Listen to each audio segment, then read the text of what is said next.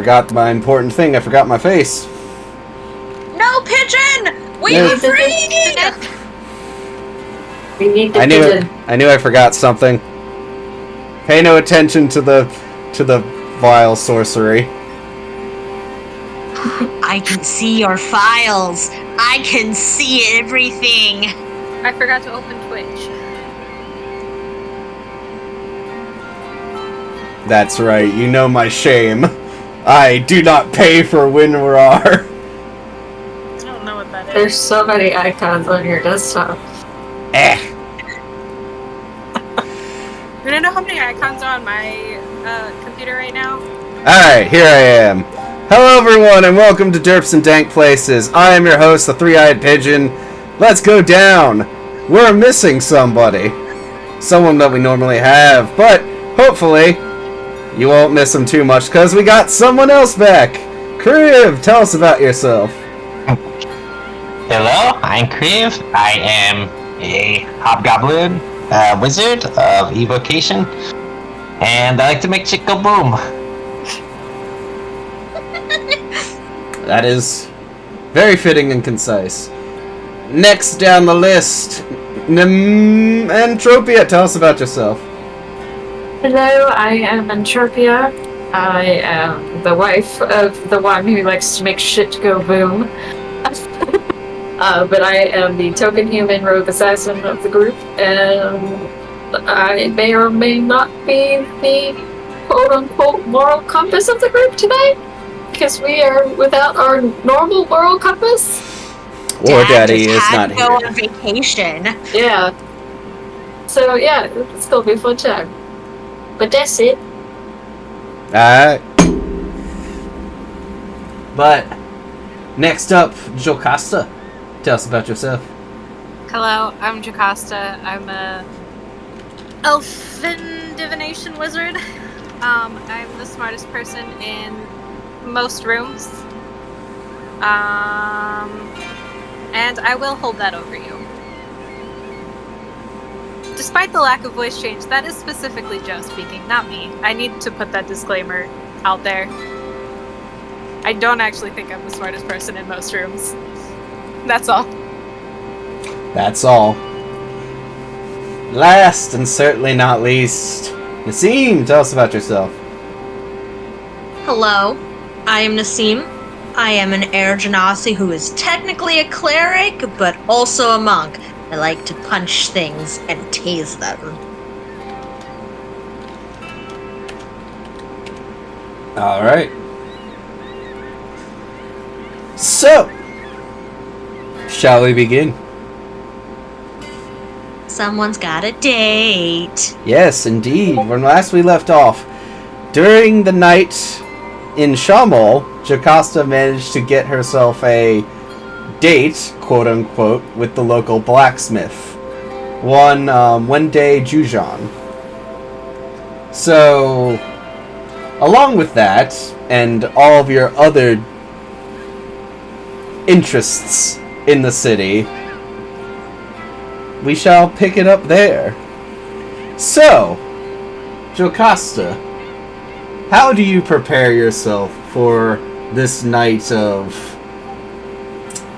passion and romance, mayhaps? I think it's probably going to be mostly just alcohol, but that's fine by me. Alright. How much do you wish to drink? We'll find out. Probably a lot. I need my stats. Joe's just gonna put back on her sexy little Marquette outfit, because those are the only clothes. She has a swimsuit, and that's what she has for this climate. So, Very nice. it's gonna be the actual clothing, not the swimsuit. And Wendy already saw her in this outfit, so, you know, can't get any worse. Narrator. Yes, it can. Yes, it can. So, roll me. Let's say 3 con saves. See how drunk she got. Bold of you to assume I'd know where my dice are. Oh, they're here. I would sure hope so. I did at one point, and then I misplaced them because I accidentally scared Binks with them. How dare you? So I never got them out, sorry. Hold, please. Three whole con saves. I sound like a coach.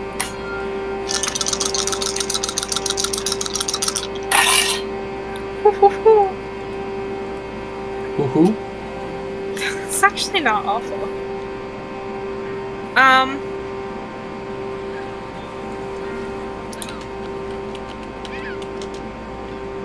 So, what's your first one? 14. Alright, you're good. Second one? 6. Okay, you're tipsy. And 19. last one. Okay, 19. so you are tipsy. That's fine. So you have advantage on charisma checks. Great. So, as you kind of walk across the beach, feet slowly dragging in the sand, as you eventually empty the bottle of vodka, I imagine you just look down at it before throwing it over your shoulder. I would never litter, but Jocasta would. Alright. So, you eventually come up past Jujon's shop to come to the Dripping Rim. And you hear the streets are still somewhat bustling. People are walking around, enjoying themselves. But what do you do? Do I see Jujon? Roll me a perception check. I'm gonna say now, Herbert is in his pocket dimension. I'm not dealing with him tonight. It's probably a good idea. He is a bit of a cock block. He also freaked her out earlier, so that's a natural 1. You can't. You're just short enough that you are in that sweet spot where you can't really see around or over anyone in the crowd. So, it's true. So you're just kind of like looking and you can't really see anybody. But as you move forward, you slowly make it till you find yourself at the doors of the Dripping Rim. So, do you choose to go inside, or do you wish to look for a different vantage point to look for Jujon? Ooh, that's a good question. She's tipsy, so she's not anxious, so she'll go inside. Alright, 1 second.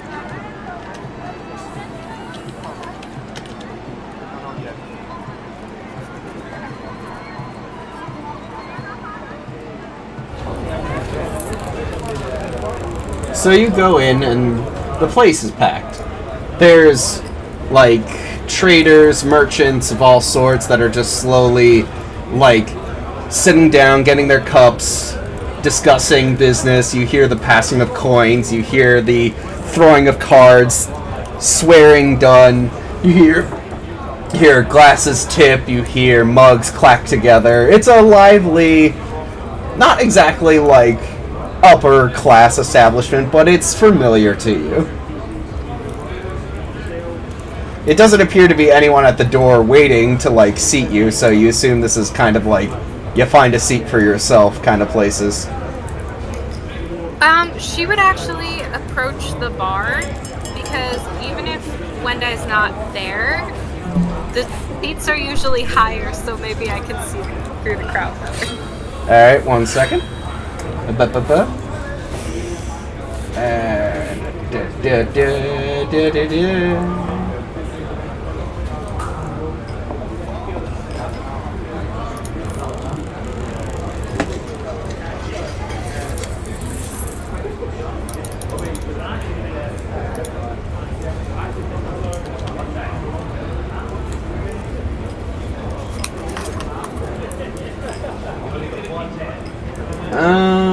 Let's see, where did I have... There we go.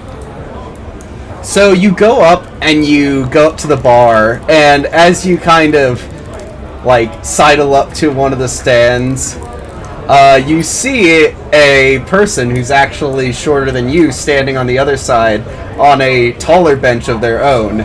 A very thick, well-built mountain dwarf with like deep brown skin, white curly beard.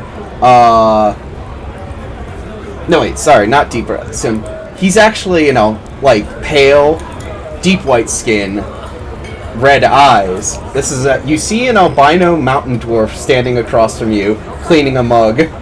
He's got this kind of square, very handsome face, but he's got this, like, large scar across the upper part of his cheek, which slightly mires his looks, but also gives him this kind of roguish half grin, kind of reminds you of Bruce. He's got this large braided beard with plenty of, like, glass beads and gold jewelry that's done up through it. He wears a hat, even indoors, and he has this small pair of blue glass spectacles that he looks at you over. Well, hello. How can I help you today? Hello. I'm looking for someone, and also I need a drink. Which one first? Well, I can help you with both. I can help you with one right now, and the other after you've had a few. He goes over. What do you have? As he pulls out a mug. Can I get I'm trying to think of a cocktail. Moscow Mule. Oh, what? Yep. What's that? Mostly vodka. Okay, what else is in it? Use your imagination. Think of a place called Moscow and what you think would come out of there. So think of a mule from this place, Moscow. Yeah, I want to drink donkey. You're an odd one. I like you. He goes over and he starts to fill him. I usually don't think of elves as drinkers. I usually don't think of elves in a fair way whatsoever, but you seem to be not the typical sort of elf, he says as he fills up the thing with vodka and just starts pouring random stuff in there. I'm gonna get alcohol poisoning, jeez. Oh, probably. So, there you go, he says as he lays the really thick mug down in front of you. It smells like paint thinner mixed with a various bevy of, like, fruity beverages and maybe a shot of some other kind of hard liquor, but you're not sure. You didn't really get a good look. It's kind of like a brackishy grayish color. That's a normal color for alcohol to be. Alright, so, first, let's see if you survive that. Next, I can see if I can help you find who you're looking for. Do you know Wendai Jujon? Do I know Jujon? Of course I know Jujon. One of my best customers, one of my best friends. Honest woman she is. She seems nice. I'm supposed to be meeting her. Well, if you just wait around, I can point you out when she sits in a normal place. Okay. Yeah, right. Let's see you put back that drink there. The whole thing? Well, why not? You ordered it, didn't you? I had plans to pace myself. Why pace yourself when you can let yourself live? Besides, if you're talking to Jujon, you might need that. Alright, I guess I'm gonna chug it. Alright, roll me a con check. Or a con save, I should say. I'm scared.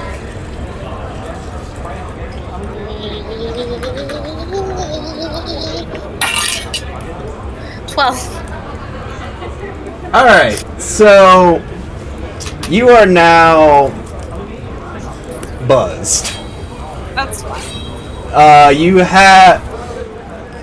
You believe you have advantage on strength rolls, but you actually have disadvantage.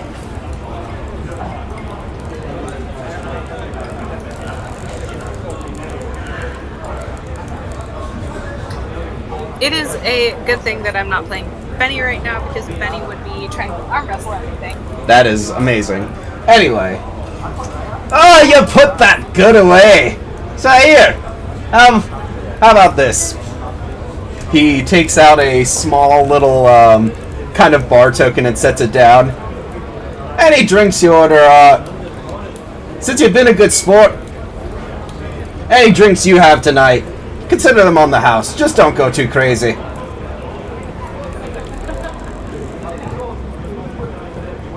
If I weren't poor, I wouldn't accept this. But I will, and she's gonna take it. Yeah, right. Oh! There she is now! And you actually see Zhujan sitting down at a seat at the end of the bar. What does she usually drink? She normally just has a few ales. Maybe a shot of bourbon or a brandy of some kind if she's feeling adventurous. Okay, can I get 2 ales and 2 shots of bourbon? Alright. 2 ales. And 2 shots of bourbon. There you go. And she will take them over to John's table. Hi! Missy! Oh, yeah, and I will give them a bar coin. Thank you. Also, Sorry. you wouldn't happen to be of a veteran sort, would you? I'm gonna look at my wrist like I'm wearing a watch. Do I have time for this? Wait till after your date. I'll be here. Never said it was a date. Moving on. You didn't have to.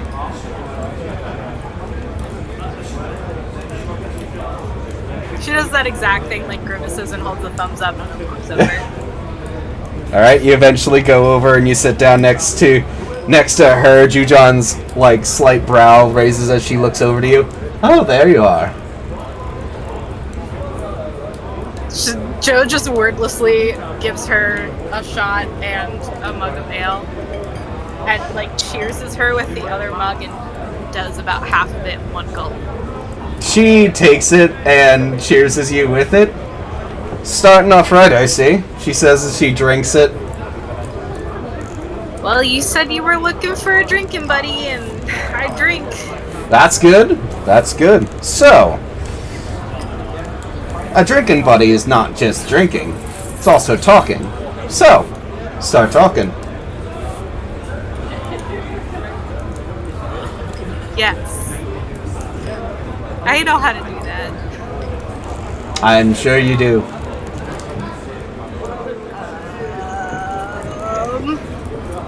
Hello.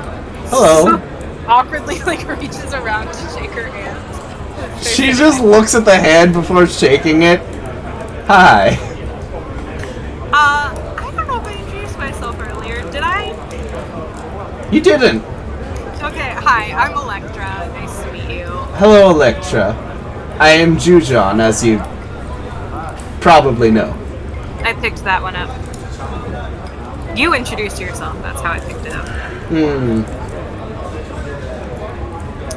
So, I would ask if you come here often, but the barkeep already answered that. Oh. She looks over to the barkeep. Old Thunder can't keep anything for himself. And he's always sticking his nose into people's business. But he's a good sort. He seems nice. He made me very interesting, but no, it wasn't tasty. A very drink. A very, very drink. What were you trying to make? I mean, I didn't know anything that Thunder couldn't make under Exandria's son. Well, he didn't have the ingredients, so I told him to have fun with it. That would certainly do it. Yep. It was a drink. Hmm. I can do it again. So, you and this band of compatriots you're traveling with, what's your business? What brings you here? Well, you may have noticed. No, she doesn't exactly necessarily look it. My blue friend is local. And wanted to check in on her family while we were in the neighborhood. Is she one of those air genasi sorts? So she tells me. She is in Livernois, is she? I've never heard of that family in my life. Oh, they're this very exclusive trade. I don't want to call them a hegemony, but their families controlled a lot of trade that's gone in and out of Marquette in general. They're kind of a pain in the ass, but I mean, when you got a floating island, you can kind of do a lot of things. Floating island, that's certainly very unique. Yeah, pre-calamity and everything. That's cool. I used to read books a lot when I was a kid, so I was always interested in the pre-Calamitic civilizations, but there's not a lot of surviving writings on them, so I switched from history to boat driving. Damn, the word. You mean sailing? Thank you. She says, taking a sip of ale. Yep. You just see, like, people at the bar just kind of looking over as this conversation is happening.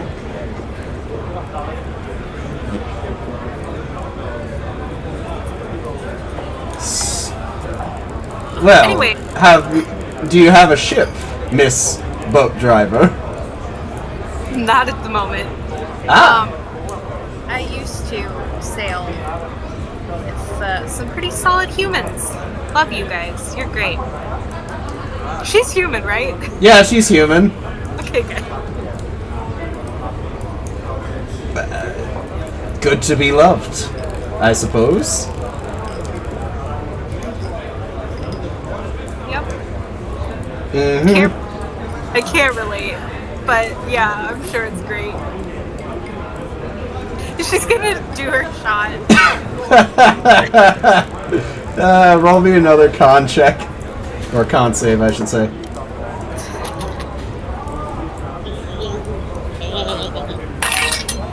Ooh, nice, 19. Alright, you're still good. You certainly know how to drink. Uh-huh, I've been doing it for quite a while. So, how old are you, Electra? That question is more complicated than it needs to be. About 400? She kind of looks over. So, that's... I mean, I know elves, but I never knew a lot of...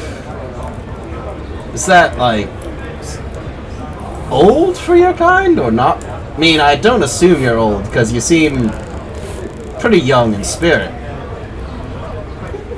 Hanging around with shorter-lived races a lot either makes you an old soul or perpetually I don't want to say immature, but full of life. Let's go with that. You know how to have fun.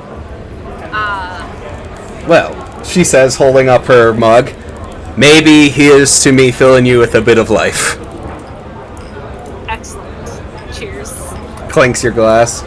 Drain the rest of her ale.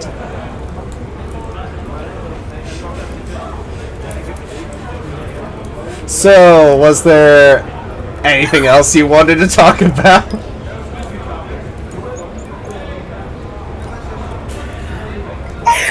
We're being children in the Discord. God, I just saw more. Don't mind the children in the Discord. I don't want to know. Jen started it. How did you get into the metallurgy? Oh, smithing? I picked it up from my mother. That's cool. I love a good family business. I used to work for one. Oh, is it your family's business? Nope. Oh. I wouldn't expect a lot of elves to take in business under other people's stuff. Who was it? There was a family of the humans I mentioned. I sailed with several generations of this human family for quite a while.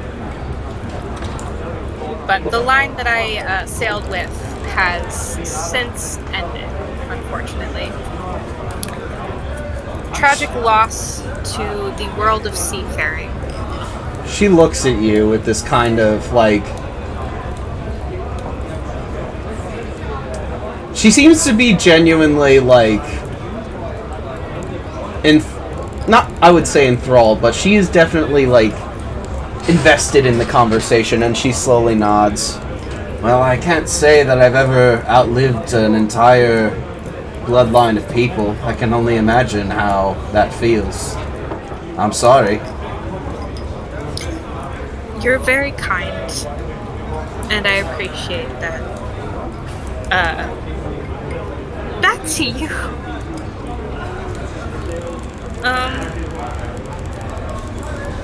How did your mom get into smithing? It was, kind of a... So she was a soldier originally, but then she, kind of picked up blacksmithing when she was on her more adventuring part of life. And then she met my dad and kind of settled down. So are you all from around here? She's more southwards. I only made my way up here so that I could, make my mark on it. I mean, Uncarel's absolutely filled to the brim with enough good blacksmiths. I mean, I'm good, but I'm not, I'm resistant to fire, and I can reach my hand in and pull the hot iron out by myself. Good. So, there's only so much you can do. Oh, I get that.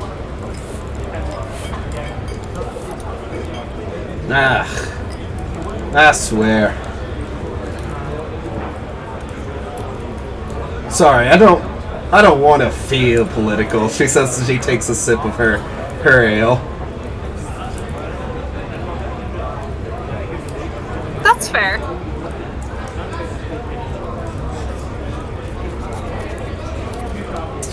So,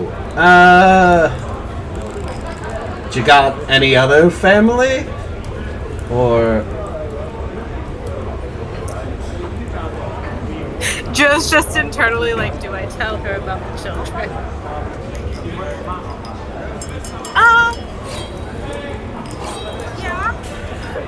Yeah, I've got a dad who hates my guts. I understand that feeling.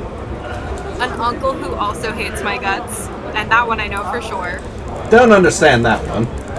My brother is going crazy, and because of that, I think kind of hates my guts. That I don't understand.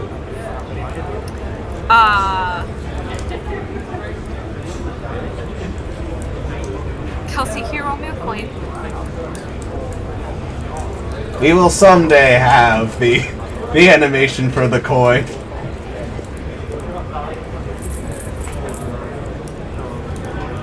And then I've got, a son who doesn't hate me, but is in prison.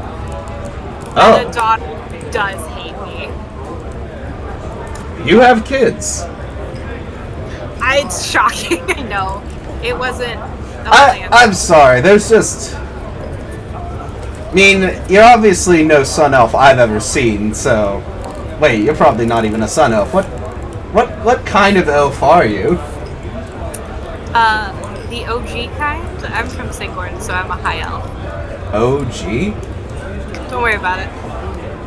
Oh, you're from Singorn. You're one of those high elves. Why do you call yourselves that?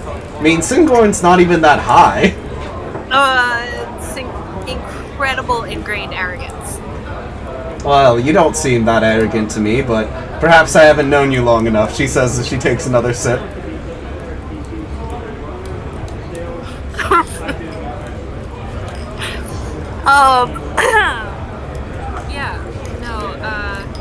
It's because Singornian elves, think they're better than everyone else.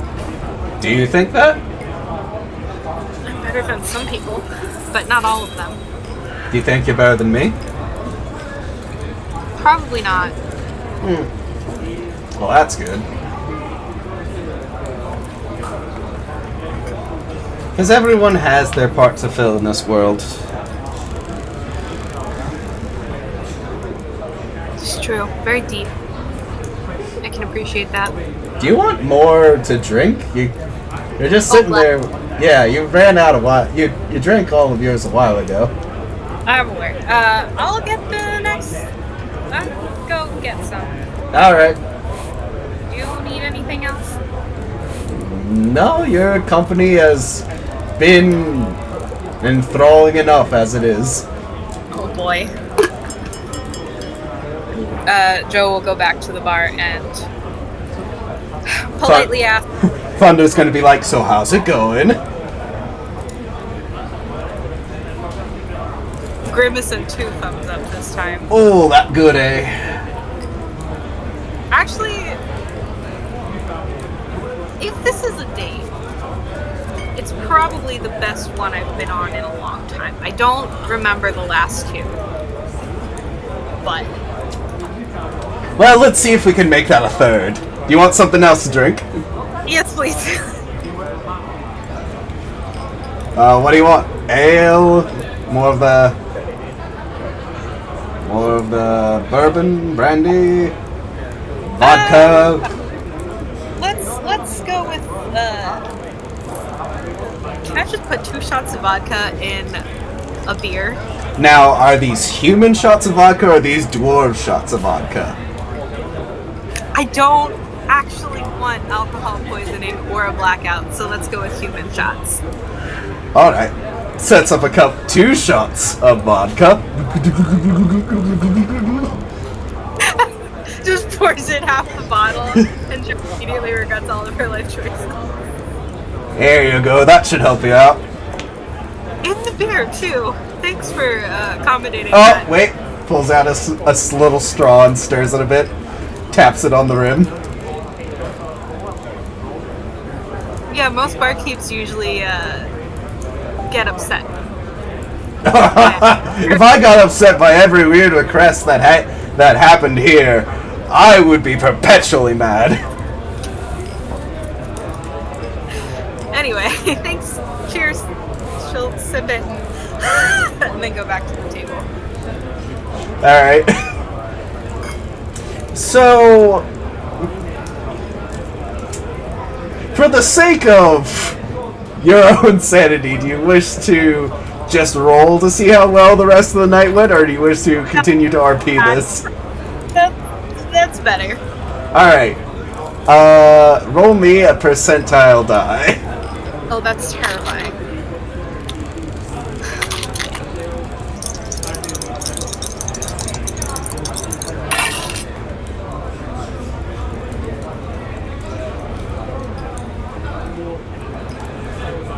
$19. So, you don't necessarily remember how you got back. You just noticed that, like, your clothes were ripped, partially burned, and you got this horrible pain on your lower back. That's not promising. Unfortunately, as we all know, there's a mirror on my vanity, so... Well, first, let's go to the rest of the people. Great. So, dawn of the next day. I was gonna say, I was like, so who lets Joe back into her room? You gotta switch it back to day cycle, hun, on the map. I know, I'm also changing the ambience. No worries, man. Alright, I'm gonna move all of us over to the day map.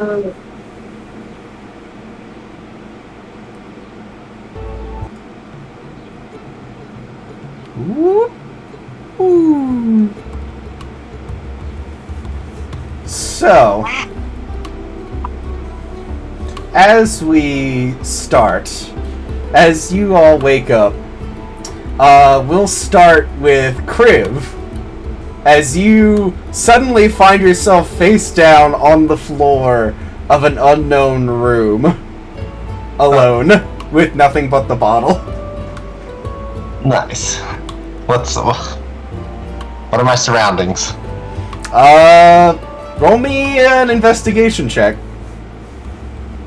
Okay.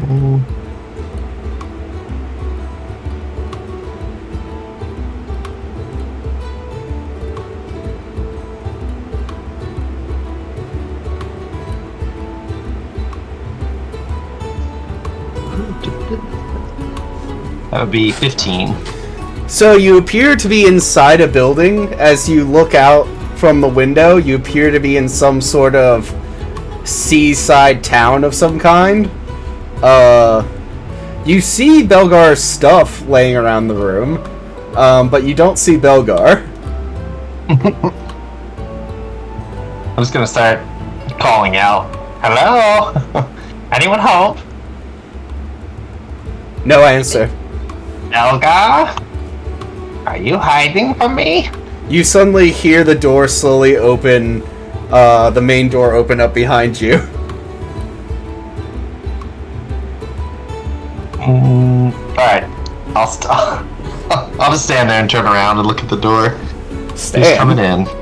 Yes, sorry.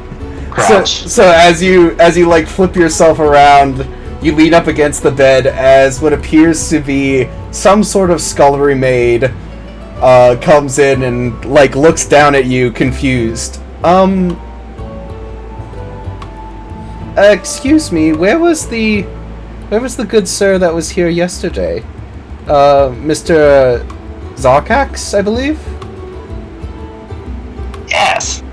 I don't know. I don't know why you're asking me. Well, you're here and I just got here. I haven't seen anyone. but the door was locked, she says, pointing back to the door. I stand by what I said. But you're not standing. It's a figure of speech. Oh, if you're not supposed to be here, then you're gonna have to leave, sir. Is there a problem, darling? As you suddenly see your wife coming around the corner. Just standing behind the maid. This gentleman showed up in your friend's room the other day. Ah, he's another associate. Oh. He looks around confused. I guess... would you mind shifting over a bit? My broom around anywhere? It's laying on the floor, pretending to be a normal broom. I'm gonna grab it so I can at least get mobile. Slowly floats up and she kind of like looks at it in wonder. Oh, a floating object. Yeah, kind of a dick sometimes. The broom bucks a bit, causing you to like wobble forward. I'm just telling the truth. I didn't say I didn't like you. That's so incredible, she says as she begins to strip and clean the beds. Do not mind me. No problem. Alright, so... Darling, shall I show you where our room is? I think you got it confused. Yes, my dear. Sounds good. And then I'd like to go up and see the town, I think. Alright. Alright. So, Nassim, how do you wake up? I'm gonna assume pretty well. Especially not having to share a bed with Joe for once. It's just nice and comfy in her bed. Wake up. Nice warm breeze coming in through the window. Oh, yeah, she left all the windows open so she could get that nice warm Marquesian air in. Yeah. You eventually kind of find your way. You eventually start to hear that there's like a slight commotion the next room over, and you hear a familiar kind of of Kriv.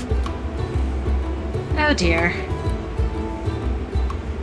She'll quickly get herself dressed and I assume meet up with those two right as Entropia is about to offer them to go to their room. Probably. So. Oh, good. You're finally awake. Boo. Boo. I don't even know what time it is. What time is it? It's like 7. It's 7, Kriv. Hey, this bottle shit's getting weird, man. Messing with my mind. Does anybody know if Jocasta made it back?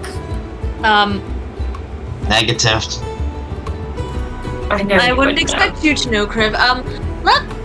Should we all go ambush her room? That sounds like fun. I do have a present for her. Also, when Entropia went into the room to get Crib, she would have grabbed the bottle. Just so that way she has it. Where's Belgar? Well, he's not present, so I believe Pookie.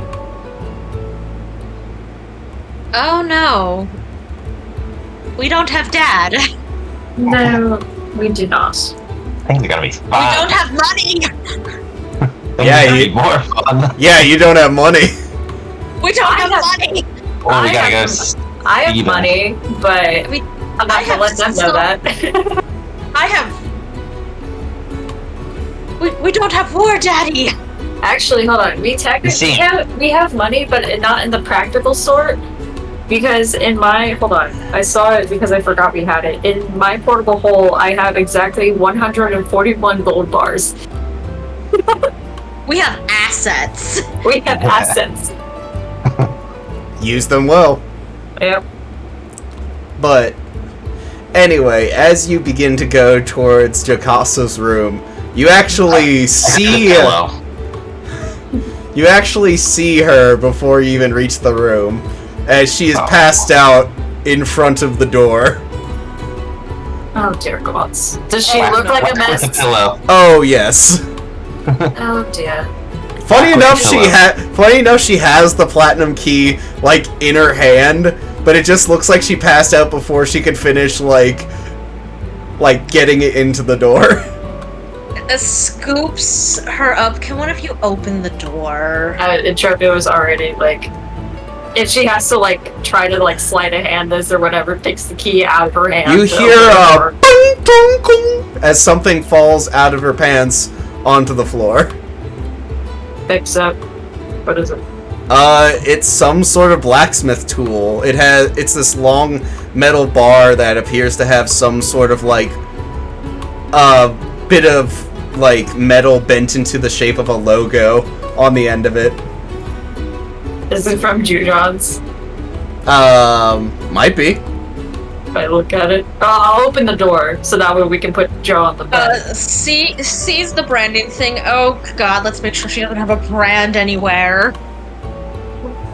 What in God's no?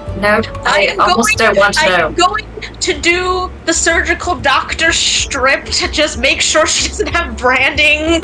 It's on her.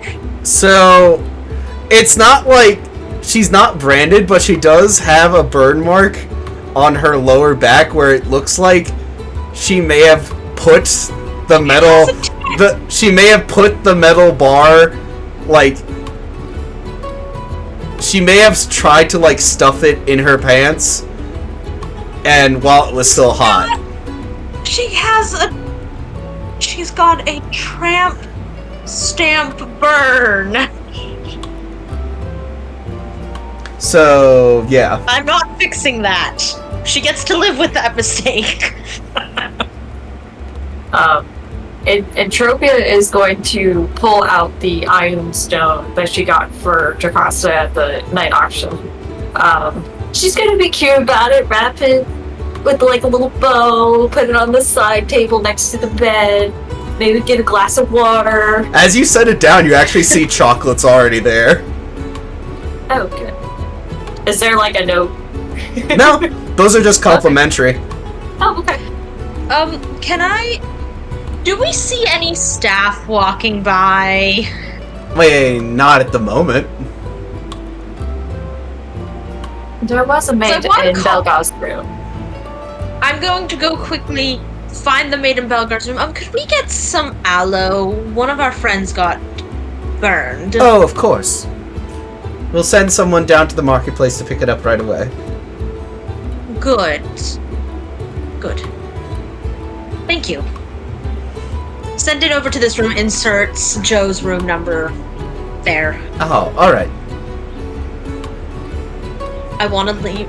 When it eventually arrives, I want to just leave a note that says, "For your ass burns, idiot." But I will say, as you all are kind of standing there, Joe, you suddenly return to consciousness. Your head is pounding, and you're not wearing pants. And Kriv and Entropia are just standing there, looking at you. Like a couple of creeps. She's gonna kind of look at them and go, well, this isn't what I was expecting. Welcome back. We weren't expecting the burn marks on your ass either, so... Do the classic spin 3 times while you're trying to look at your own head. And then she's gonna remember the mirror on her vanity and go. And you guys will just, when she sees it, you'll just hear swearing from her bathroom. Do I remember where those came from? Nope. Great. Do I come back to hearing her swearing? Yes. Oh, did she find the ass burns? She did. I think so. Great. I'm still not fixing it.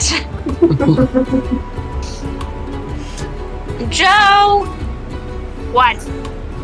We have some aloe coming for your, ailment. Great. I'd love to be able to sit down.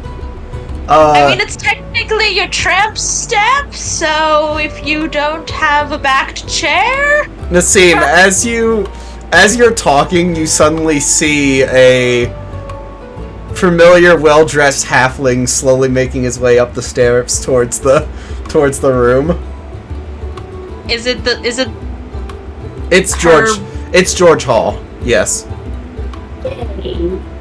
Joe, you might want to make yourself presentable. Mr. Hall's coming. She's gonna wrap herself in a towel. Because you said her clothes were burned. Partially, yes. And she also didn't take her pants into the bathroom with her, so... She's just gonna... Okay, so as George comes in, he's like, "Oh, is your, friend? Mistress? Associate? I never got what your relation to her was. And, who is this?" Points over to Kriv. Don't That's worry. another... Do not tell him your name. She's gonna stick her head out of the bathroom. Don't That's tell him your name. that's another one of ours, and we're all Joe's star-crossed lovers. If looks could kill from Entropia to Nassim. I am being a shit. We have no moral compass. Is there... So, I was coming in because I heard that you were awake, and I was wondering if, Miss Electra if this was a good time to look at the contract. Yes. I gotta find my pants. Looks over to you, to like the other two outside the bathroom. I'll meet you I don't know where they are. like 10 minutes. I'll once again check Well, for a while. what kind of star-crossed lovers are you that you don't know where her pants are? I'm pretty sure one of you guys took Why them do you off. think we don't know where her pants are? We had the crazy wild orgy last night. They're misplaced and they fit Well, the this fashion. place certainly is it. If you're interested in additional, I can arrange for that. Don't tempt me. Get her someone and make sure there's lots of oil. Is this an honest request? Yes, Alright. for her. He takes out a small notebook, writes it down before he flips it over. Her preferences are mildly feral and feminine. Joe is laying on the floor in the bathroom, quietly sobbing. Alright, I'll see what I can do. You might want to give her a few hours to. Well, compose obviously, that. I'm not going to send a requisitioner right now in the middle of the day. It's only 7 past dawn. I said, give me 10 minutes, I'll meet you in your office. Alright. Excuse me.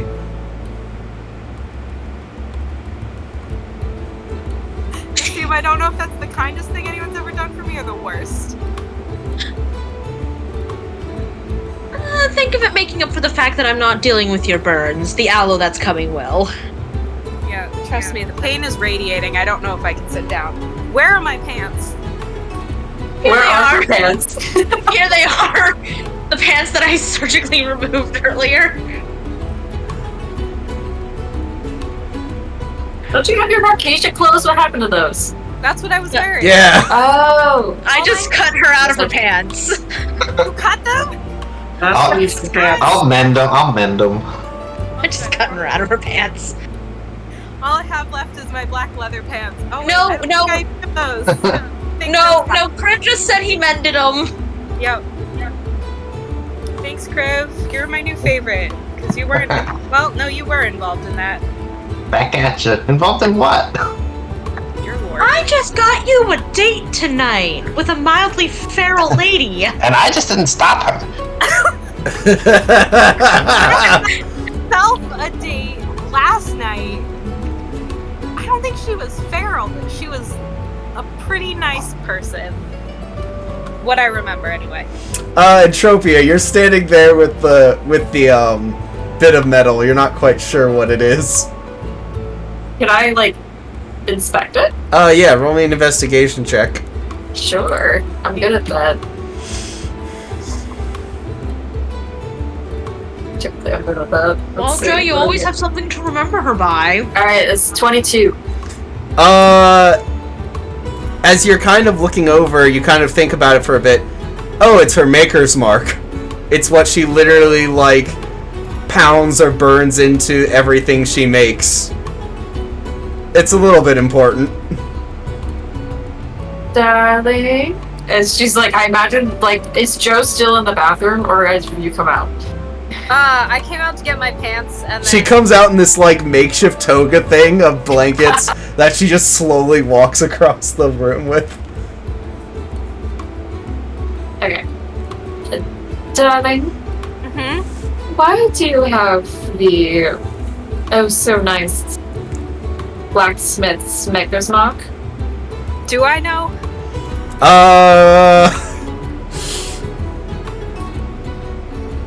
Not really. Great. Would you like us to return this for you? Possibly. I feel like I should probably do it, but I don't know if I don't know if I'm a good enough person to.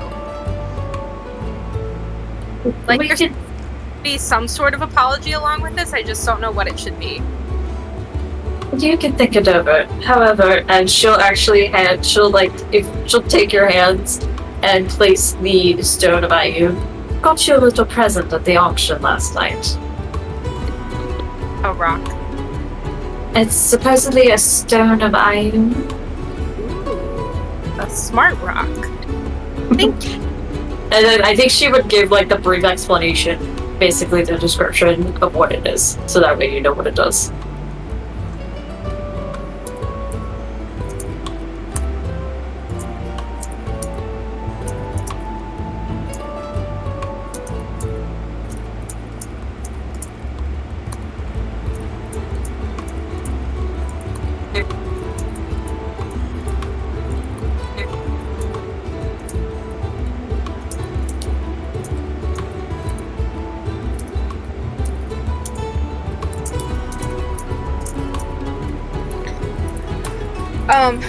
Cool. Is this something Joe's heard of before, by the way? The iron bar? Or the stone. Oh, the stone? Yes, you know what an iron stone is. Oh, the stone? Yes, you know what an iron Excellent.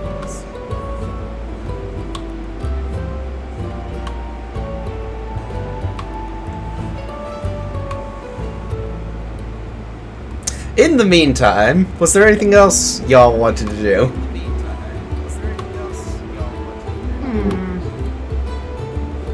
I want to go out on the town a little bit, but Crew's kind of interested in the iron stone. Which one did you get, Jocasta? Great question. It's in the derp's general sort of description of it anyway. Well, it says many types of Ioun stone exist, each type a distinct combination of shape and color.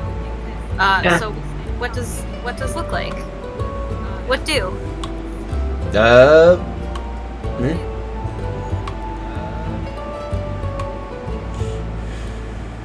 Was Fergie not ready for this? No, I have it. I just need to look up what it was. This was the...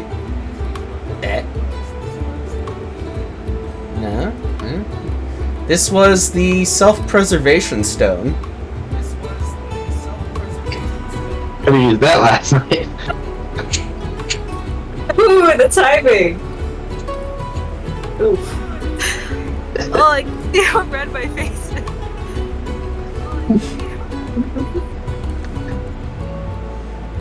That's a good hobgoblin impression, Jocasta.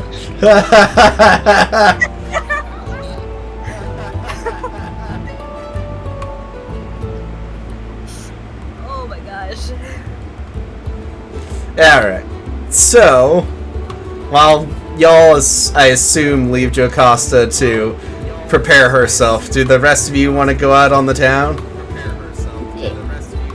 Does Jocasta want us to take the Maker's Mark, or do you want to take care of that yourself?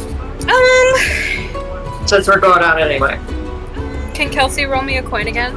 Sure, I can do that. I'm gonna mute myself in case I drop the coin. Hold on. I'm not making decisions tonight. I'm making Kelsey help me make them. Is that red? Okay, I will do it myself. Okie dokie. Pats your head. Oh, such a good girl. Being responsible like that. And I'm gonna disguise self as Gomez. Yeah. Oh, also, Chris, darling, just so you're aware, when we are out in the streets, I go by Antonina Scourge. Sounds good, my dear. We all have aliases, Because most of us are wanted. Some of us have been stupid enough to give our real names. yeah, I wonder who? Electra. Don't worry, it won't take me long either. And I can't remember, what was Belgar's fake name?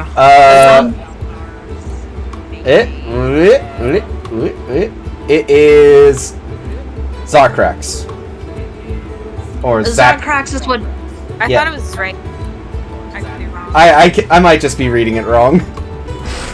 I But can't. insert, that name is what Belgar's been going hang by. Here. Zrakax. Zrakax. That name.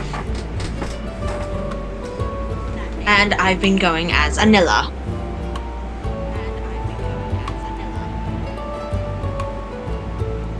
How cute. Okay. So I'll be Gomez. Yay! Yay! Gomez Scourge. Yes. Hey, it works. I mean, you two could go honeymooning in this town. It's great for partying. Yeah, I'm sure it is. Why don't you find out, Nazim? Also, How can we I reminded myself, Criv, I have the Gorgon hide still. Oh, yes. I don't know what you want to do with it, but Oh, make a cloak of... I don't even... we can go visit the blacksmith. Yes. Yeah, we should definitely do that. Is there any way we can make coin while we're out on the streets, since we're so poor? I mean, I'm not opposed to stealing from people. I was about to say, I think your wife could steal people blind, could rob people blind. Oh, I absolutely can, and I fully intend to. Especially, like, when we're in, like, more crowded areas, Entropia is going to, like... Do the Assassin's Creed Yep. thing. See how much you get. There's no, ban on magic in this town, right? Oh no. Perhaps I could put on a street-side spectacle performance of magic, and Entropia can go around the crowd and rob people. Alright, so where do y'all go? I'm just following because this is the first time here. I'm actually gonna go off and do my own thing, because there is a thing I do want to do, Josh, but I'll let them go have fun before we go do that, because my thing's gonna have some feels. Alright. Feels. Oh, geez, We don't need I feels know. yet. I didn't think this far ahead. Shit. We can go to the blacksmith. Yeah, let's actually. We'll start make it away. We'll go. Instead of going through the beach, we'll actually take the pathway down, because if there's any like overly crowded streets, that's when Entropia will, if she can. I would like to sleight of hand, steal some coin from people. Alright, I'll say that the way you go is like a fairly, like, it's not like super bustling, but you can come across a few people. So give me like 3 sleight of hand checks. Alright. First one. That is, hold on, that's a lot. Let's see. Plus, those are 15, no, plus 15. Yeah. So the first one's a 34. Alright. Second one is a 28. Alright. And then the last one is, I believe, a 27. Yes. Yeah, 27. Alright. So you come out with about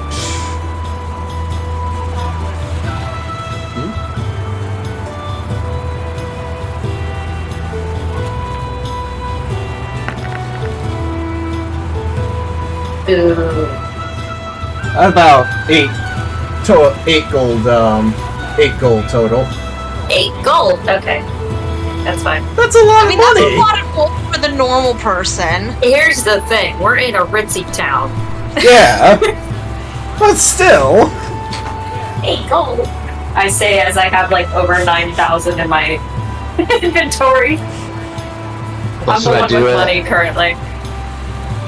Should I do a bit of a magic performance? See if I can drum up a crowd for you to rob? If you want it. Let's do it real quick. We need spending money.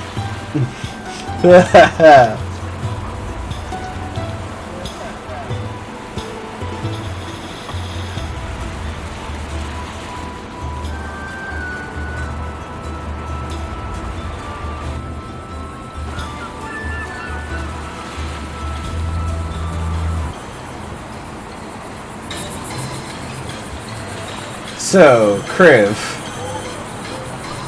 as you set up a little, like, you find a little, like, outcropping near this large, like, kind of open building area where you see people, like, sitting and conversing.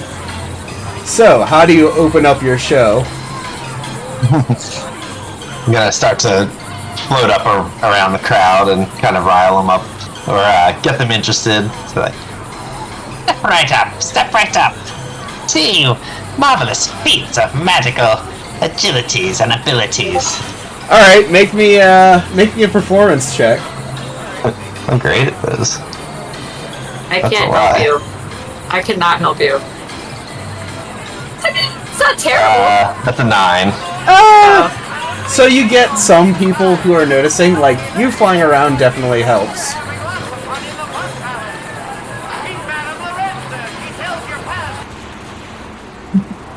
Okay, I'm going to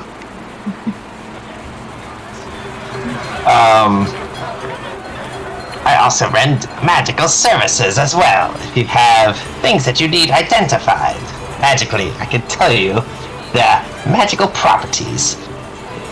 Roll me an Arcana check.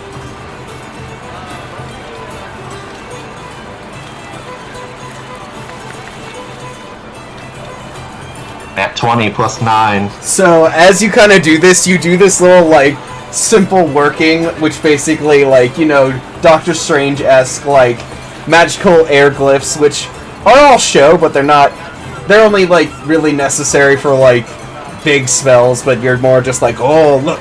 And that definitely draws people's attention. You now have, like, a significant amount of crowd of people coming up to you and asking you questions. Okay. Kind of gonna look around, make sure that none of, like, the authorities are coming to shut me down or anything. But then I'll, yes, bring me your questions.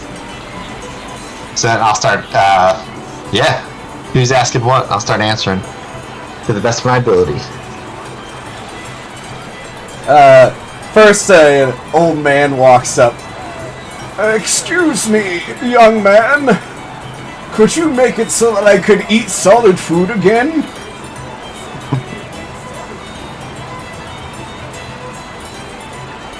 Why, sir, of course I can. I'm just gonna try and bluff my way out of this. I will do somatic gestures with my hands and imbue into you a magical ability to chew food again that will take hold of your body in 24 hours time. Alright, roll me a deception. Yeah, roll me a deception check. I'll say roll with advantage. Oh, yeah. Because this is pretty good. This is good shit right here. Yeah! 18. As you, like, begin to just, like, swirl, like, little prestidigitation lights around him. Entropia, do you wish to pickpocket this guy? So fucking lately. Alright, roll me a sleight of hand check. Do I get any kind of advantage because he's distracted, or is it because I'm bullshit? This just allows you to get more stuff. That's fair. Alright, that is still a 25. Alright, you grab a bunch of stuff off of him and you kind of slink back and put it to the side a bit to look through later. Okay. The guy's like, oh, this will be so great, I can finally eat my wife's cake again.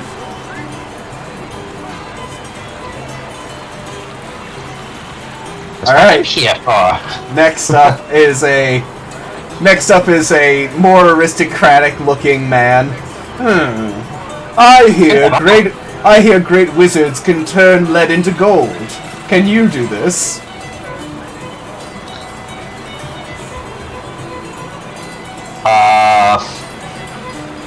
Mrs. Entropia You want to sleight of hand me a gold bar for this one? Absolutely, darling. I can do you one better. Scoops up a pile of sand. Ooh! I can turn this meager pile of sand into a full gold bar. Alright, so, both of you or one of you roll actually, both of you roll sleight of hand, so basically one sliding the hand to the other thing. Okay, that's fair. Okay, I'm gonna be terrible at that. I'm 25. Nice. Reliable talent. Gotta love it. It Come on, saves my baby. ass. Alright, that's a 10.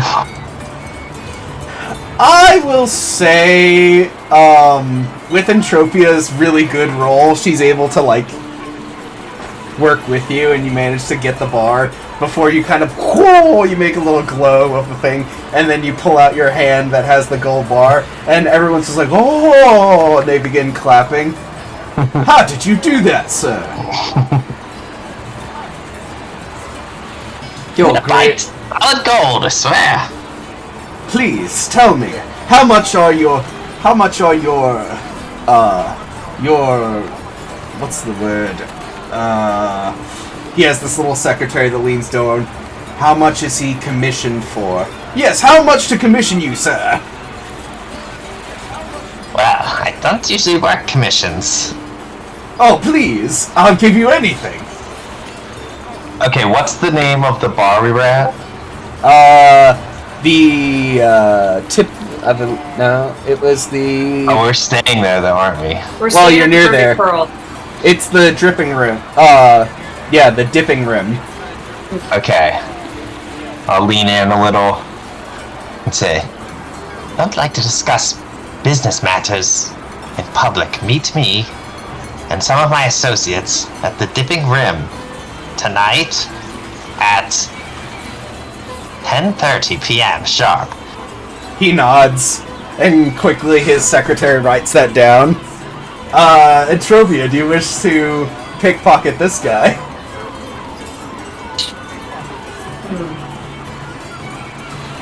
Sure, why not? Because he's distracted a little bit. I'm gonna roll one more die.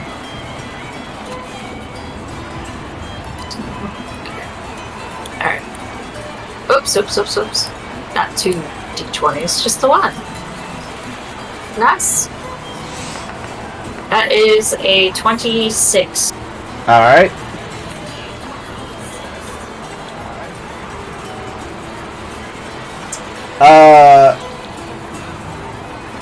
The last one is a young girl who has what appears to be this, like,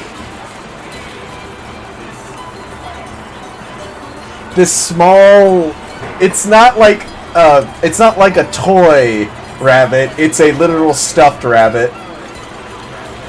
And she comes up to you and she's like, "Please, sir, my bunny died a while ago. Could you bring it back to life?" No. Going to hover down close to her and say, "Ah, my sweet, I am so sorry for your loss. You know, this is just the natural cycle of life. Just remember that. And remember that we are not ever alone if we remember those who have passed and we have loved. But I will try." And I think I'm just gonna try and fail this one. And say, I was unable to do it. I'm so sorry. But I do have associates that dabble in more of the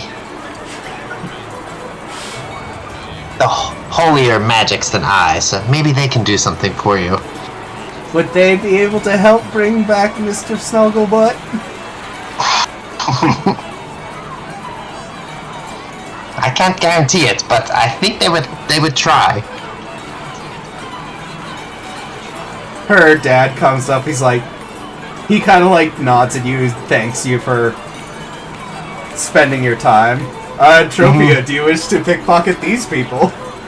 I will not pickpocket the child. What She about has her some dad? morals. The dad, however, Alright. Amazing. listen, she likes kids. Amazing. That is a 30. Alright. And with that third person, suddenly around the corner, Crib, you notice the guards don't seem to be like moving fast, but you do notice like armored figures that could be the constabulary, and you decide not to press your luck. Yeah. So how do you wish to make your exit? Just going to bow gracefully.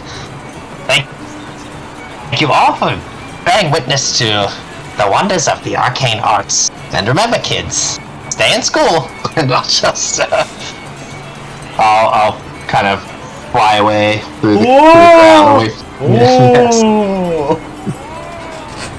As they all see you go, Entropia, you slip out, carrying your ill-gotten gains. Gonna go through that shit later. I imagine that she went down like an alley or something to real quick, like unfold the portable hole she has to just throw it in, and she'll go through it later. I'll say you two can like go down this street here, and you can start counting up your stuff. Yeah. I'll get back the gold bar. Alright. That was interesting, darling. But these do people this. are idiots. As she just starts I'll do the going same through. grandiose bow. What did we get? Alright, What random shit did we get?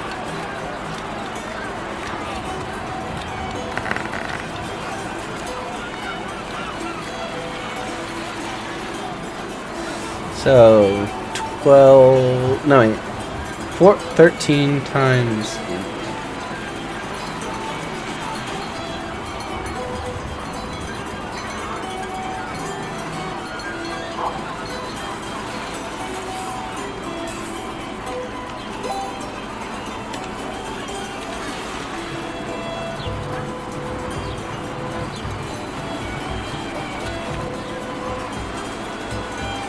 You got about 208 gold. Mostly Nice. from that aristocratic bet. Yeah. Wonderful. You said 208? Yes. I'm splitting it. Actually, no. Criv can have all of it. Oh, shucks. Listen, I have 9,000. I'm good. Nice. I got some money. I have 4 platinum. Yeah, and now you have some gold. So 208. Yeah. Awesome. And then I'll leave it up to the group, I guess, if we want to meet this guy tonight or just blow him off. Well, actually, here's a question. The aristocrat guy, was he dressed in any sort of way, or did he have any, I don't know, like any type of like visible like family crest, or like did it look like he was part of any type of organization or anything like that? He was dressed pretty fine. He had on this kind of doublet of a very fine deep red colored kind of upper tunic, and then over that was this almost like coppery iridescent ruby kind of overcoat with it that was done up with like bits of gold beading and like buttons and clasps on the front. Okay. Did it look like... Because I'm game, I'm not too familiar. Would this be considered any, like, Clovis Concord colors, or no? It's just some other dude? No, the way he was dressed, like, color-wise, no, not really. Okay.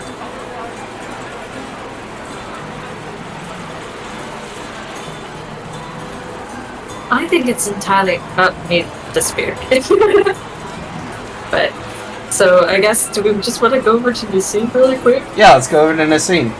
Yeah. Time for feelsy.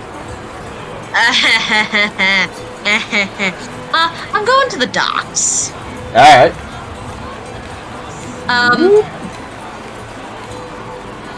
Is the second chance still docked there? Yes, it is. I saw that face, Joe. We're gonna have a fun time. I am, not you. You're dealing with your butt burns. Anywho. So, yeah, I'm gonna go on to the second chance, and... Who do I see on the main, deck? You see a lot of Daves, and, you notice Mr. Hush. Cool. I'm gonna just take myself over to the deck. Now, you move people as necessary.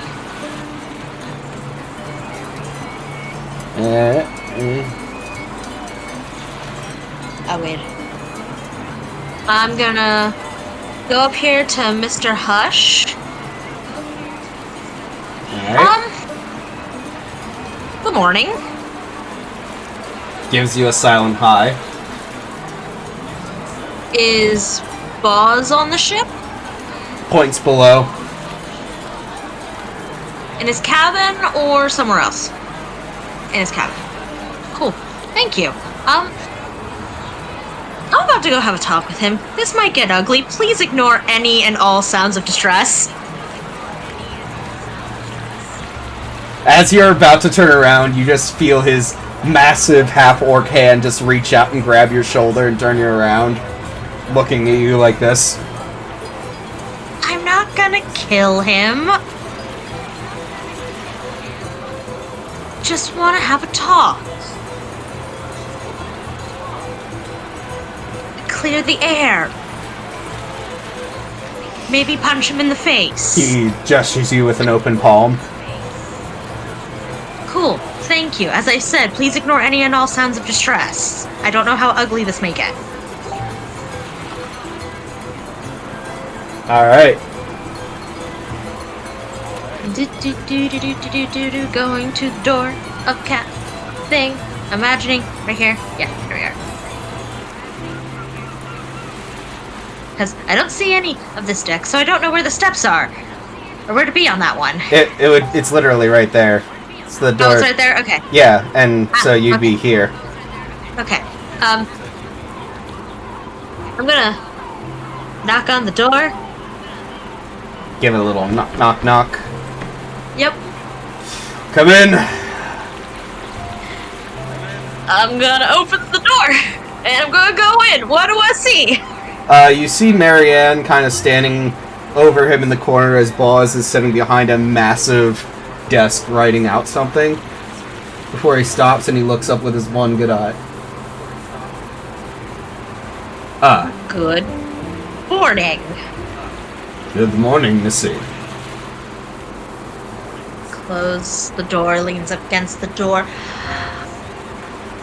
We need to have a talk. Finally. You take the initiative in this. He sets his quill down and pushes aside what he was doing. Sit. Leave us. Marianne looks at you, then looks to Boz. Before she steps out.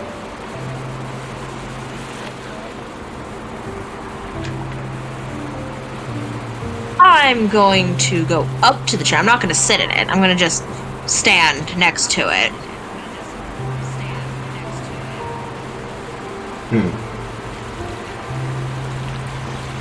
Sorry, I don't feel much like sitting at the moment. I'm sure you don't.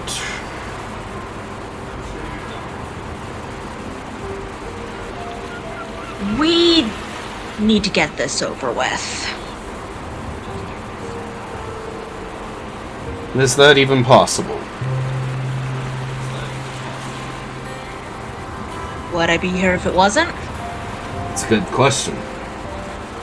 Did you truly come here to try to amend things, or are you here to just take another swipe at me?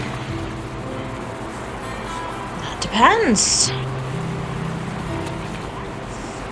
Do you want forgiveness, or do you just want to sit and take it? I thought, he says as he now kind of pushes back and he actually, you hear the heavy of his chair give out as he stands up. I was willing to let you go through this petulantness. Get it off your chest. I deserved it. But apparently this has become something beyond just a distaste for me and what I did. You saw me as an enemy.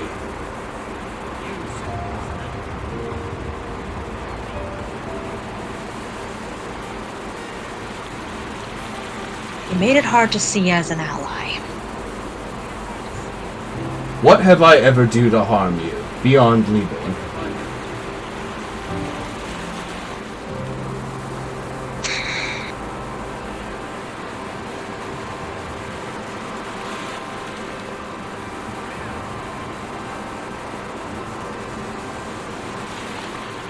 Did you have to always act like everything I did was not good enough?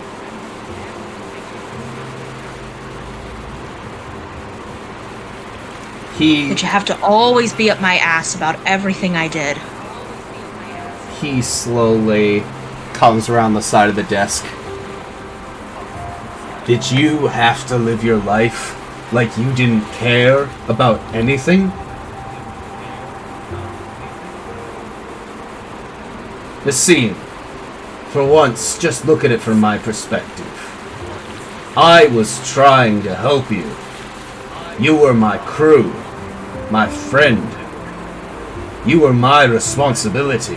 And yet you kept on insisting running headlong into danger and hell. So, apologies that I tried to help you when you clearly didn't want it. But I am a captain. And it is a captain's duty Now you're to help who he considers his crew.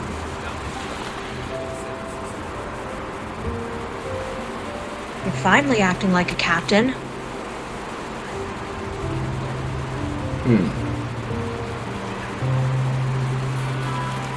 You tried acting like one before, you leave on Monkey Island. Fine. Whatever, you needed to do some soul searching. Good for you. We learned how to get on without you. You come back. You act like nothing changed, but it did. And then when you finally make it up to all of us, when you finally get around to apologizing to all of us, you leave again.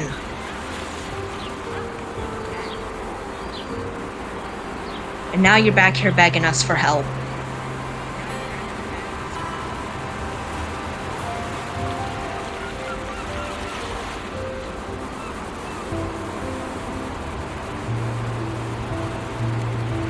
Consider me asking nicely. If you do not wish to sail under me, you do not have to.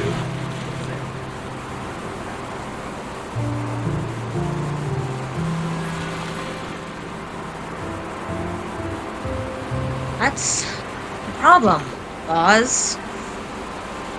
You're still my friend. Am I?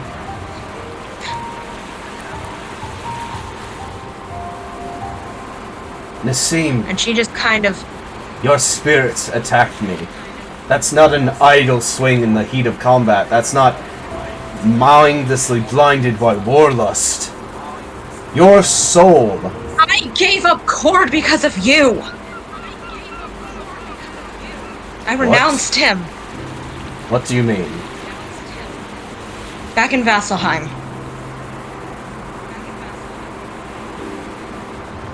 What are you talking about? You would have known if you were there.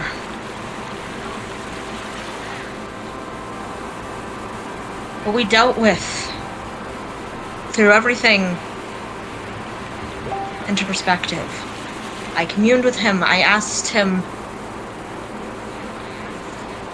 so many questions with so many answers that I wasn't ready for. And I renounced him. And part of that is because months ago, when he told me to fucking kill you, I said no. And ever since, I have been defying him. So don't you dare question my loyalties because I gave up everything for you.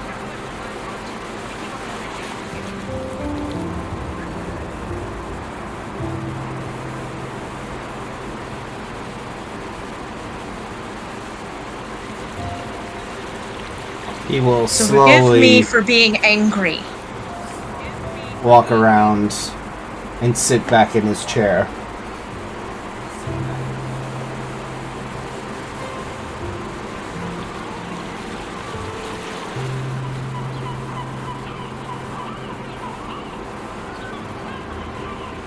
My holy magic hangs on by a thread.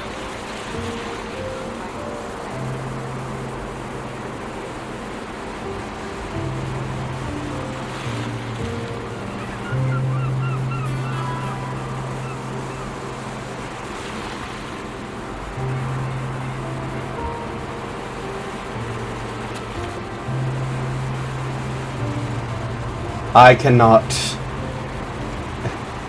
be a god to replace the one you gave up to save me. I don't want a god. I want my friend.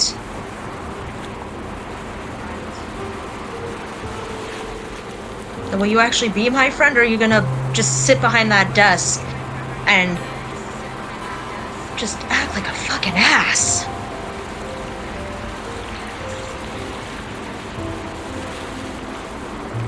Captain has to act like an ass sometimes, but he actually takes his foot and slides the desk out of the way between you.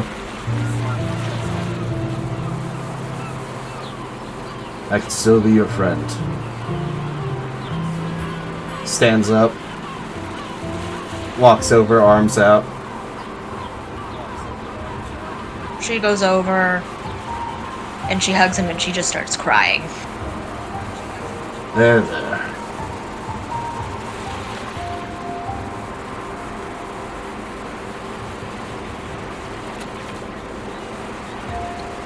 All such storm and tides pass eventually. They don't pass if you are the storm.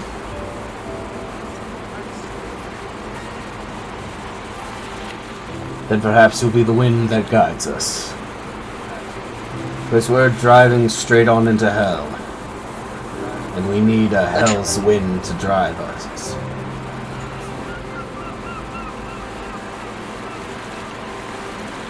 After a moment, she kind of just pulls away and she's like, I'm sorry, I've been such an asshole. And I'm sorry that... No, that I've been such an ass myself.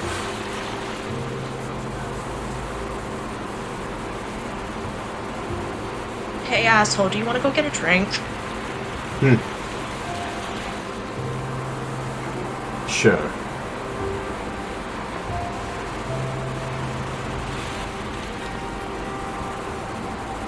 Yeah, we're gonna go get drinks and go be friends. Alright. Yeah. I love it. In the meantime...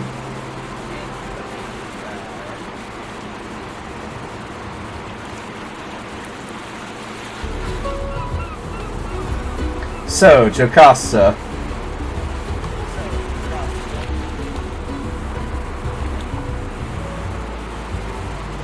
You eventually come down from your room?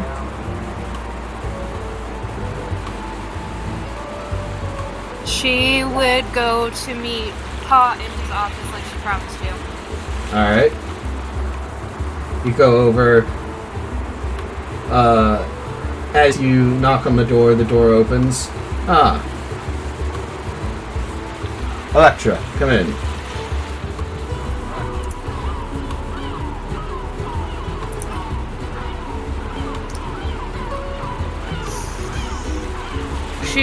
She'll walk in and like, I'm so tempted to sit behind his desk, but she won't do that.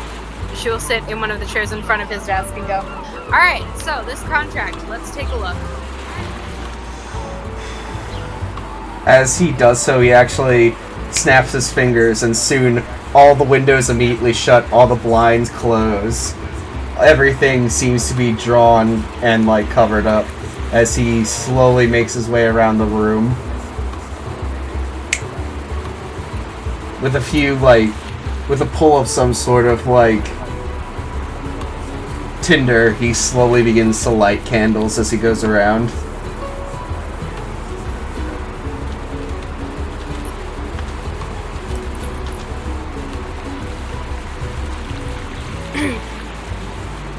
Joe's like gonna crack her knuckles and then her neck.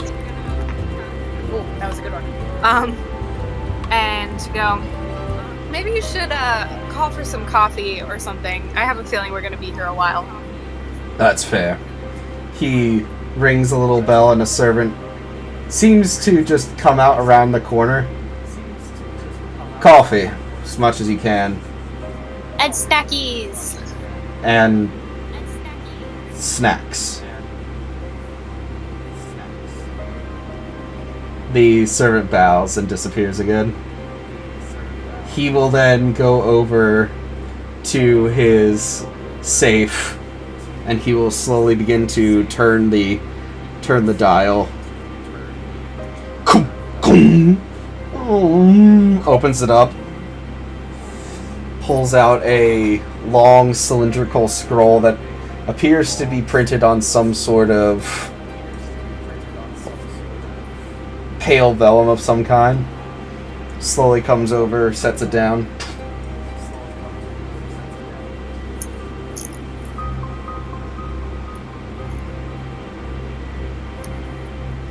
There it is.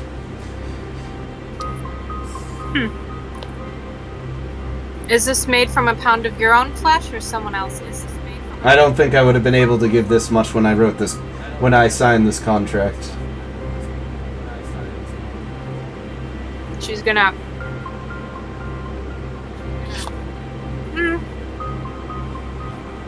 Can I say she just produces a pair of, like, document gloves from a pocket?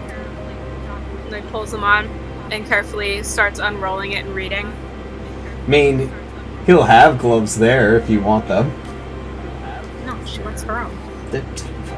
You don't have gloves, though. How do you know? I know. You've never gotten them.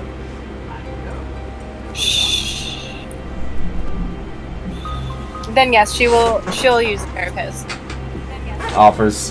Offers a humanoid-sized pair. Or human-esque. You slowly open it. The pale vellum is covered in a scroll of what appears to be golden script of what appears to be written in the common language.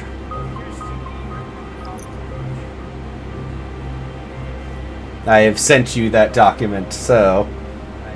Oh, I've been reading it.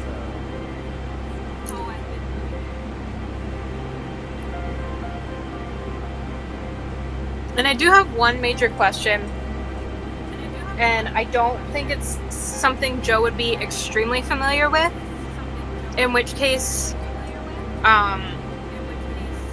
there will be questions that need to be asked. What does Joe know about the Pax Primeval? Roll me either a history check or a religion check.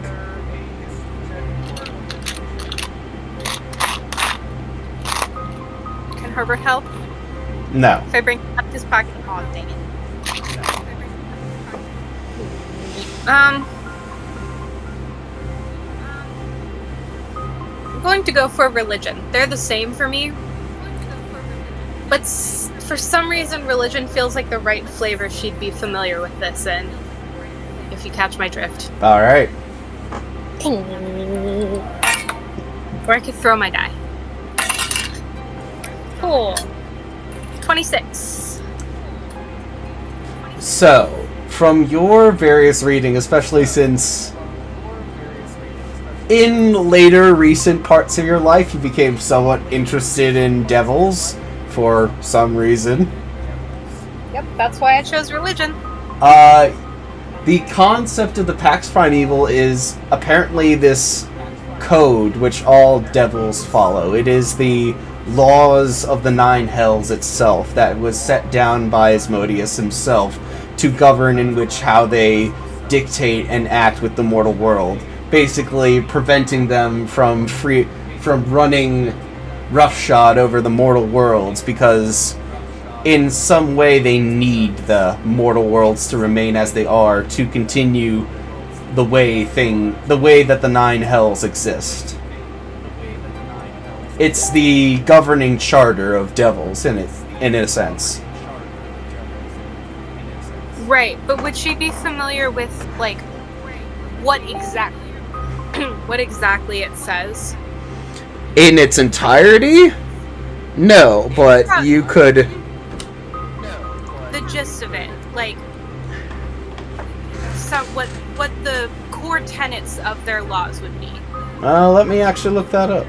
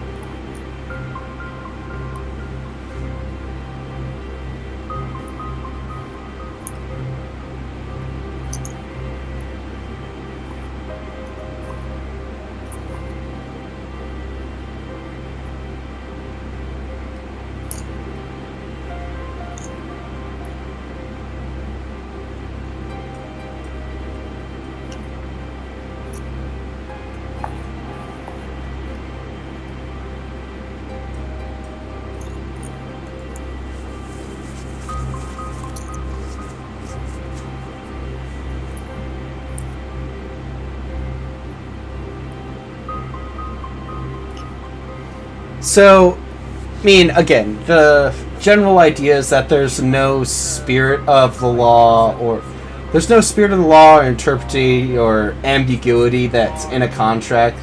It's not like... how do I put this?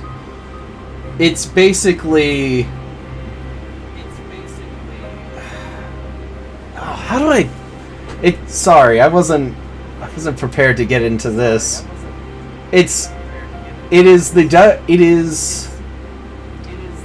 What exactly are you asking about the Pax Primal?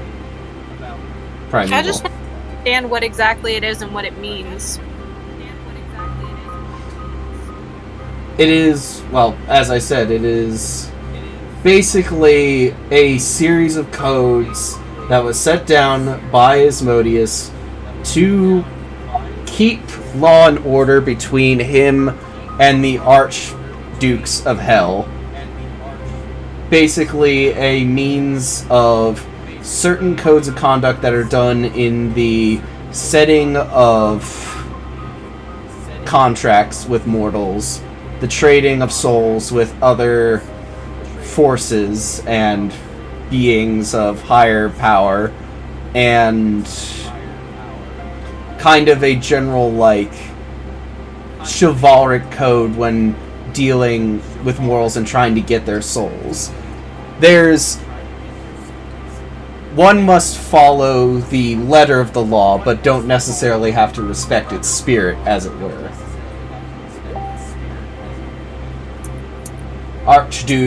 Devils are more than willing to play word games and mess with the meanings of things, but in the end, their general duty is to have the mortal give up their soul willingly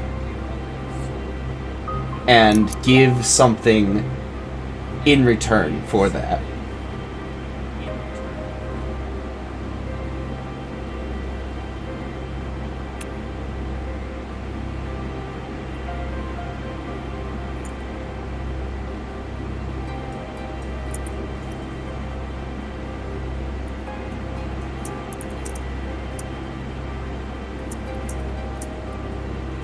Okay.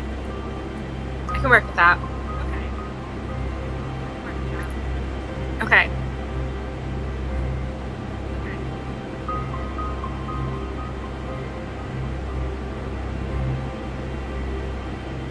So she'll start by just skimming it and, as previously discussed, highlighting and post-it noting. He kind of, like, starts a bit as you begin highlighting it, but then he kind of lets you do as you will.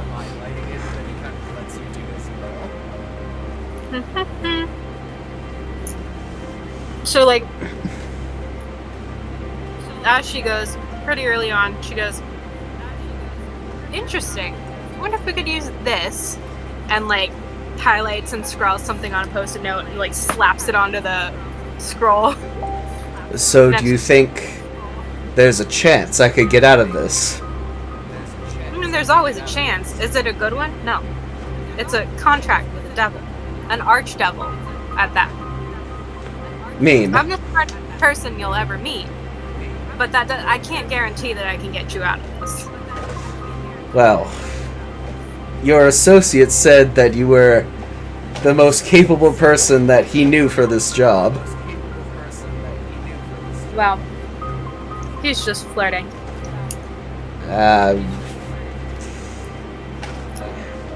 I don't mean to pry, but is there something between you two? There seems... Whenever you mention it, there seems to be like a undertone in everything you do, especially with you and his, heralds. I'm sorry if I'm overstepping my bounds here, but there is a lot that is happening. Between whom's Jilly? Yes, you apparently know each other? Oh yeah. I only raised her. Huh? Technically, I personally didn't, but another version of me did. Personally, Like a simulacrum? no. It's much more complicated and simultaneously a lot less fun than that.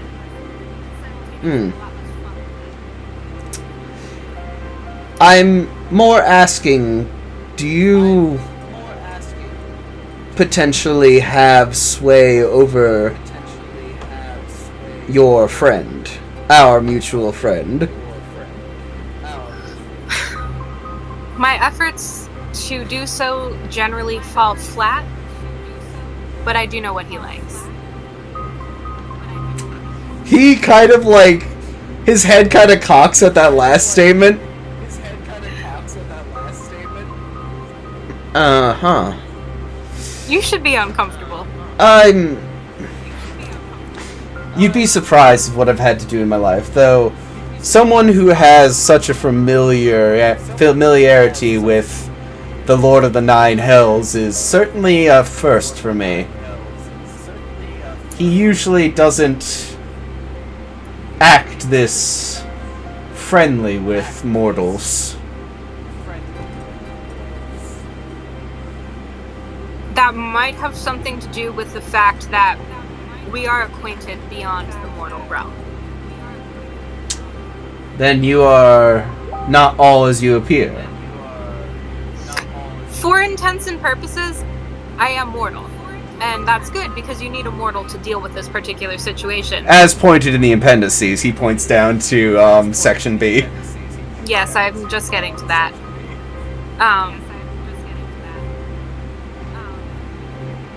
What were we talking about? If we have a case, and if so, when should I arrange the repeal? I have some ideas.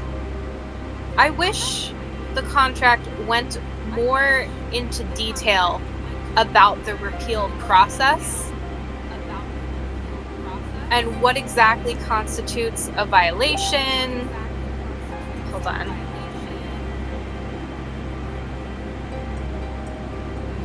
What exactly constitutes a violation?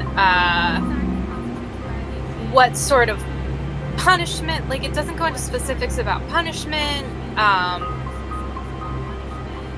It doesn't. There's no way to nullify the contract. So we're just looking right now for a means to inspire arbitration, and that seems to be the repeal process. Yes.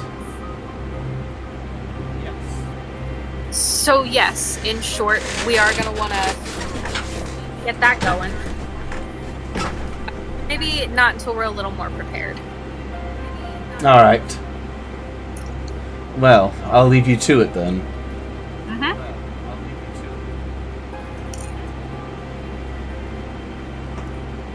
So, how long do you wish to sit and study this contract?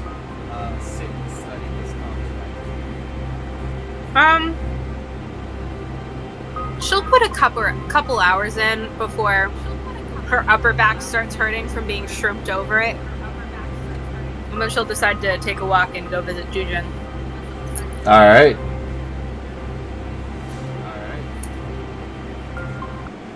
Meanwhile, back over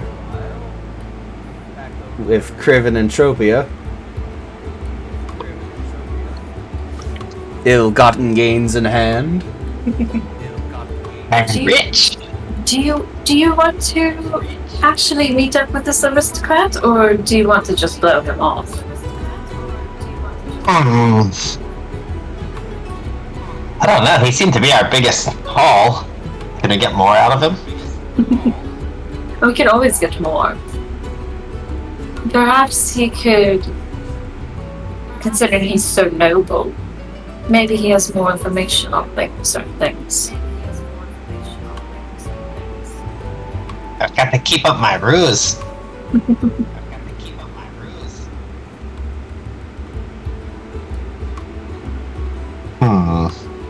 Well, that's a ways away.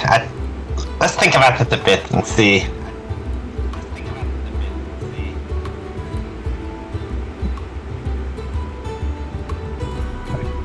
Would you like to meet the individual that Jocasta may or may not have had a date with? I thought we were going to the blacksmith. That's who it is, darling. Oh. How convenient. Let's go. And also, need I remind you, I do still have that Gorgon hide. So she might be the best individual to make something of it. Very nice.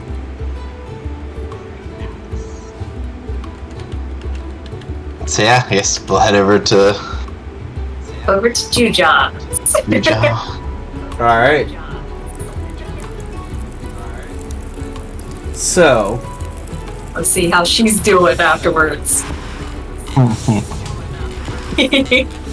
So as you go over to Jujon's, you see the classic open setting, which everything was set up, but some stuff is a bit disheveled. It looks like things have been, like, tossed aside or thrown around. And there's one point where you look and you see what looks like a bunch of bits of, like, scrap metal and maybe bits of projects that look like they were sucked into a miniature black hole and condensed into a weird, mass of some kind that just is now sitting in, like, the corner of her workshop. Do we see Jujon everywhere? Anywhere? This is definitely Jocasta's work. You see her working. Jujon? She looks at you, sharpening a blade. Oh, it's you. Hello, darling. Is this about time? She just kind of like, her eyes just kind of like look around the shop. She sets down the blade. That depends. You have any idea where your friend is at? Last I saw, darling. Actually, hold on. Let me roll a coin. I'll at least give her that.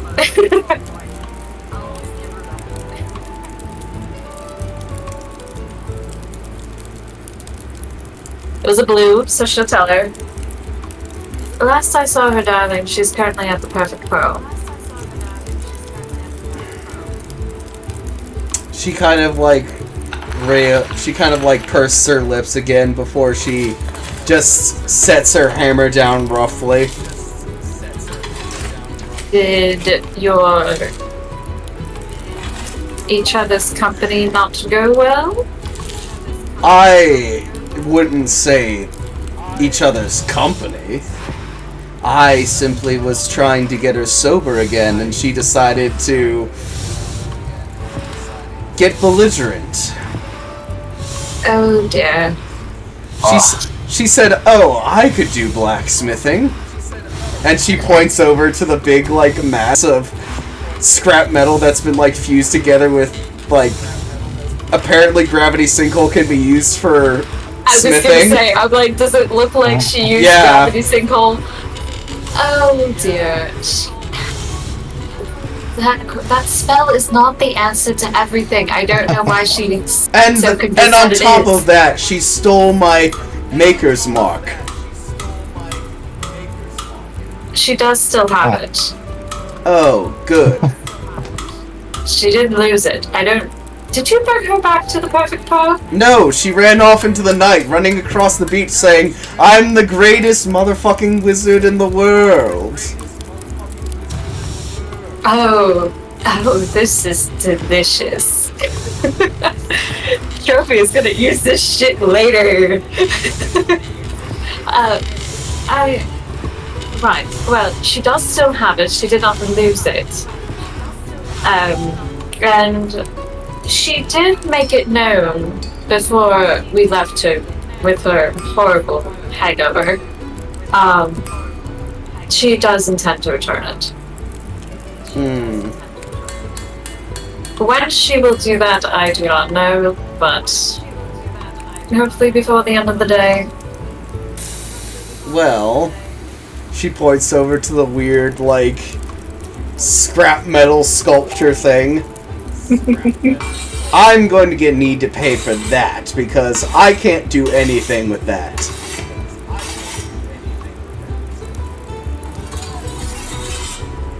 You can't even melt it down into new bars? Look at it! It's twice the size of my forge's entrance! What are you expecting me to do? Oh, I mean, I was like picturing there was something smaller. No! Not something that big. No, Okay, it's huge. Never mind. She just kind of like looks to Gomez. Darling, do you have any means of helping with magic to separate that? Oh. Do you have any spells? I don't know what would work in this situation to try to... Because I'm not strong. I can't do it. I can't pull it apart. I have anything.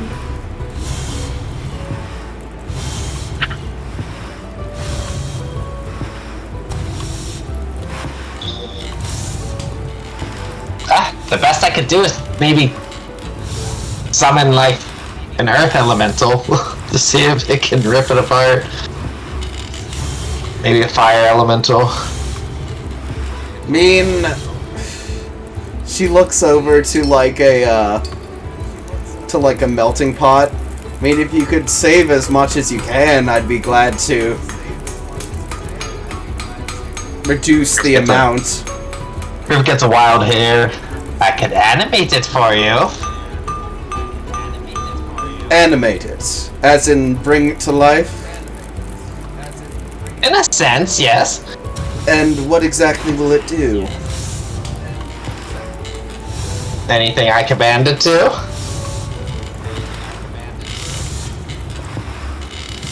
Like? And how will this exactly help me in the long run? Would you... Well, let's see. Do you have the different pieces of projects put together, right? Yes. So I can animate multiple things. Maybe I could animate each of them and get them to untangle themselves. That could work.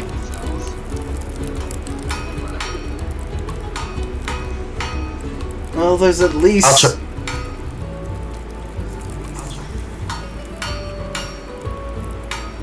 There's at least 10 projects in there. I don't know if you'll be able to get them all out, but whatever you can.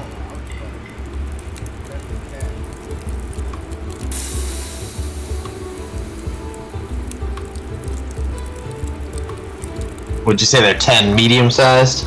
Yeah, Yeah. what's the size? Okay. Okay, so I can animate 5 of them. So I'd say there's like... There's 5 small, 3 medium, and 2 large. Okay.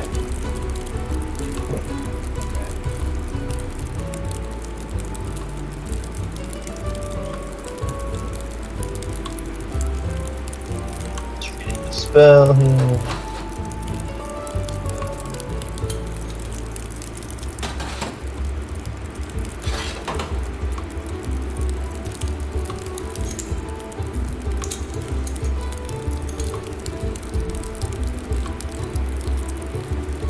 So I could do like the 2 large ones and 2 small. Then that might hopefully bring it down to a reasonable size where she could melt it, the rest of it down in her forge. Or I could just... I could just cast the spell again. I also, as another possible option to maybe help, I have an oil of slipperiness. That could help. Yes. I only have one of these. Okay, so I'm gonna start there. Yeah, you start with the animated object, and we'll go from there, see how it goes. Because if I use the oil, it's gonna take 10 minutes to apply. So you start with your shit, and then I can start to help with being able to pull apart the rest. Okay, everyone stand back. Everyone in the I will forge stands cast- back. I will cast animated objects on the 2 large projects and 2 small ones. As the metal begins to squeak and whirl as it takes life and begins to move around, the mass kind of like shifts awkwardly back and forth as each one tries to stand up. You see like the medium one's legs like flailing around as the one large one manages to usurp. It appears to be like an anchor of some kind that is like now currently standing like a gorilla. Like the 2 ends have like curled around like arms and is basically holding itself up as it turns its what you presume pseudo head towards you.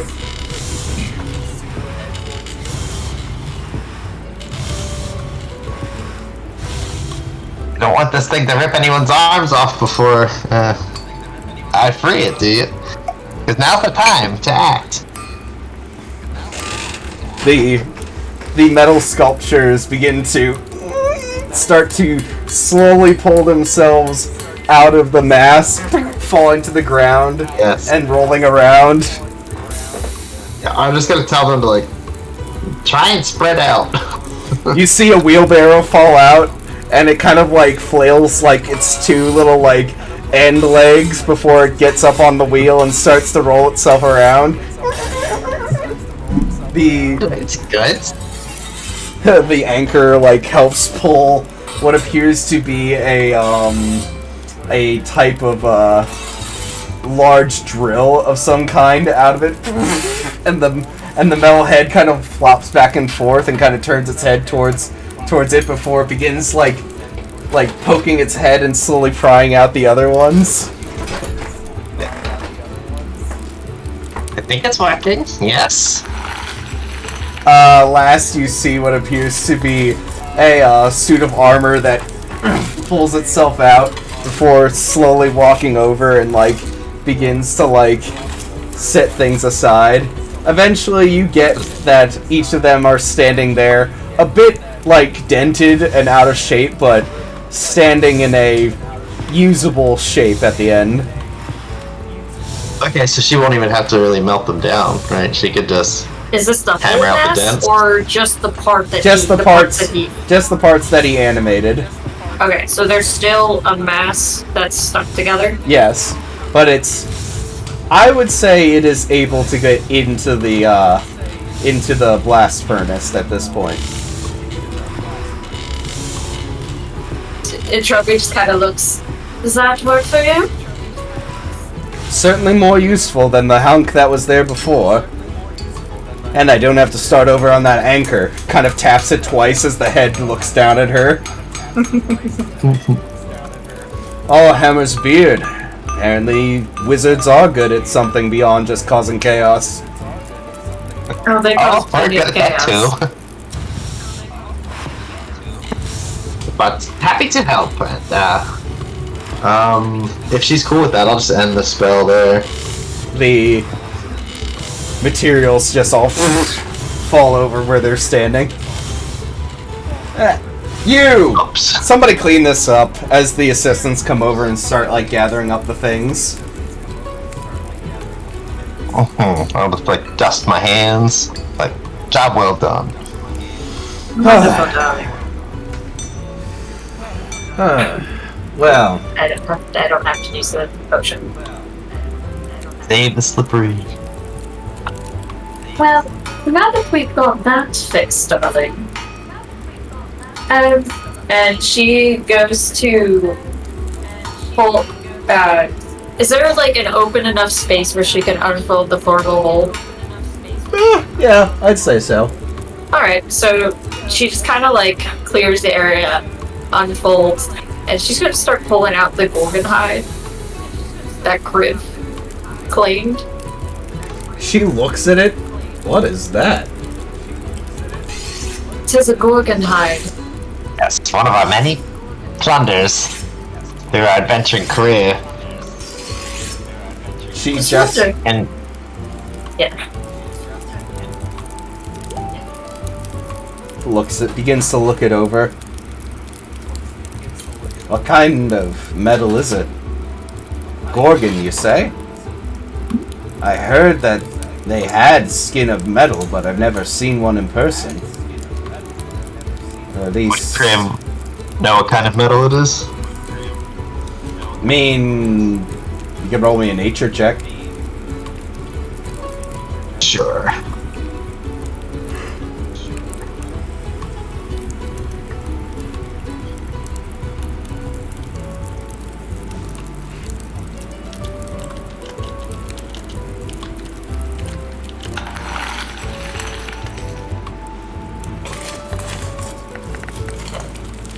Ooh. Oh, nice. 24. So it's this very... They're like, it's called like Gorgon hide, but it is an actual like metal alloy that their body naturally makes that becomes a surface of armor that covers it. It has been used in making very flexible but very strong armor. Alright. Doesn't retain any of its like sleep gas? Is that what they breathe? I believe paralysis. Yeah, yeah. It does have an innate immunity to paralysis. Uh-huh. Very interesting. I am intrigued. You wanted a cloak made out of this, right? I don't know. What do you think you can... What did the blacksmith think would be best? I can make almost anything out of this. Though, granted, I might need to get some of my more leatherly inclined friends to ask how some of this works. She says that she kind of like shifts it around and makes it like bend in certain ways.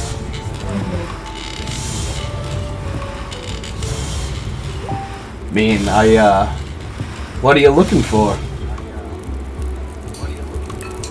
Look in the crib. This was his. I can make a very nice light armor out of this. Some sort of maybe like cloaky shield kind of thing, or okay, out of game. Would that be considered light armor? well, technically, since it's made of hide, it would be considered a light armor. Oh yeah, I'm proficient. That felt good. This might take me a few days. Well, I believe that we are going to be here for a few more days. Let they run us out of town.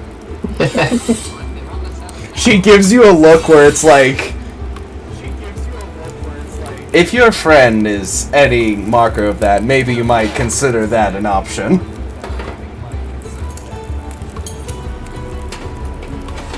But do the commission. In the meantime, if you give me a few hours to look it over, I can give you a general estimate on how much it would cost to make this work. Alright, that will work. Alright. She goes over and like hangs it up over on a wall and starts to like measure things out. Now, actually, here's so I'm gonna go up to her. I'm gonna say, I actually have a very fine magical cloak, as you can see, with its own resistances. It's saved my ass on a number of occasions against Red Dragon's fire breath. So I'm kind of attached to it. Is there any way you could make like a cowl or a helm? Something I can wear in addition to this. Maybe some gauntlets.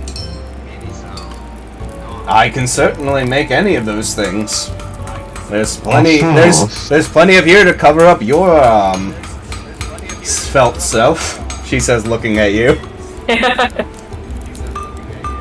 How many pairs of gauntlets could I get out of this?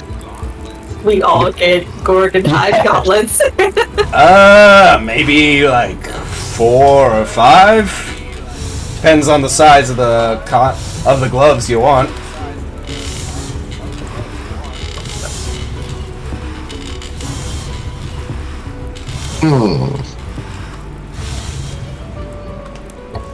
I can make 3 helmets, 1 set of light armor, 5 gauntlets, or 5 sets of boots. Maybe. Would the properties be consistent between all of those for the most part? I'm guessing some would offer more protection. Well, obviously. It's basically how much do you want yourself covered in this stuff? You know what? Let's go with 3 helms. Alright.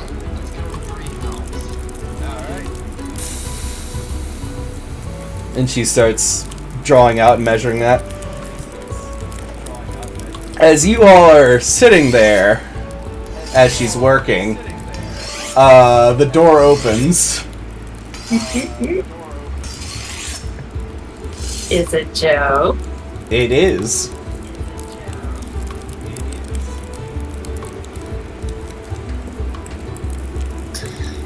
Joe just sighs deeply when she sees Entropia and Kriv there. Entropia's giving you a shit-eating grin. Because she does. Just one moment. We got another... As she looks over around and sees... you. Joe just was like, hello.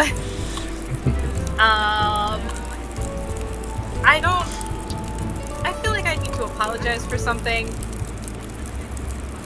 Not entirely sure what. As you see several, like, apprentices slowly bringing over a massive condensed piece of metal over to the furnace. Seems like that could be something I have to apologize for. Still unclear. Don't tell me. I don't want to know. But I do want to give you this, and she will return the Maker's Mark. And, she takes it. And apologize profusely for any inappropriate actions last night. Well, I will say the night was good up to the point where you kind of lost yourself to the drink a bit, so...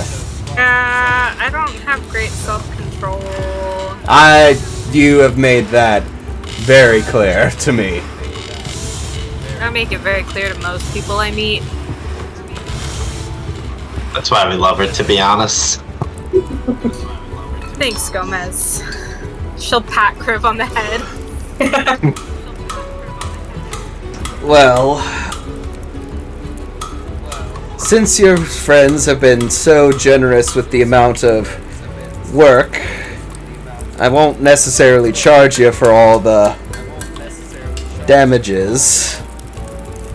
Most of them were small projects anyway.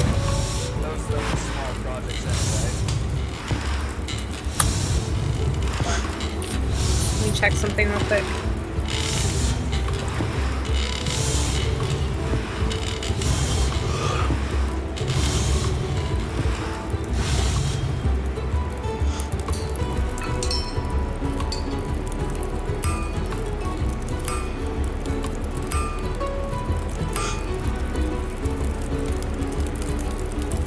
Yep, yeah, I got nothing. Yeah, I am, and I don't say this lightly, I am sorry for chaos bestowed upon you by my person. Roll me a persuasion check. Oh, I didn't roll portents for today. Hold on, let me do that first, if I may. I'll allow it. Excellent.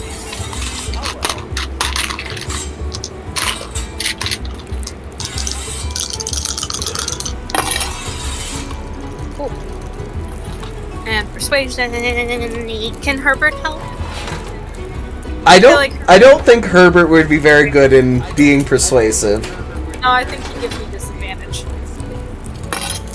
That's not great. Do any of you guys want to help? I'm not proficient in persuasion, so I can't. And I have a -1. That's fair. No, not a 12. I got a 10. I can do math. Alright. She will begrudgingly accept your apology. I suppose you can't really be...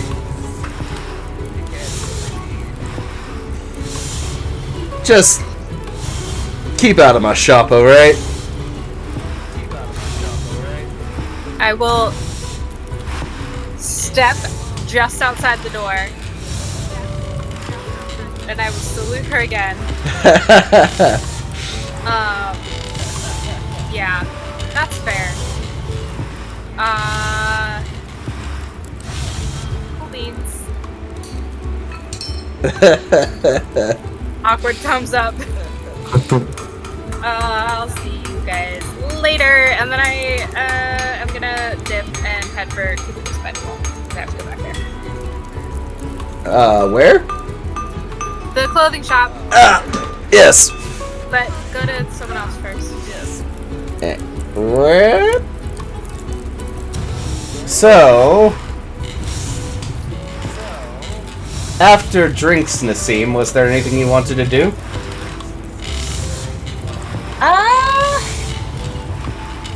I mean, the only thing I really have planned is for when the night market happens again to finally get some hats of disguise. So if it's not nighttime yet, I don't really have much plans. So was there anything that Entropia and Kriv wanted to do?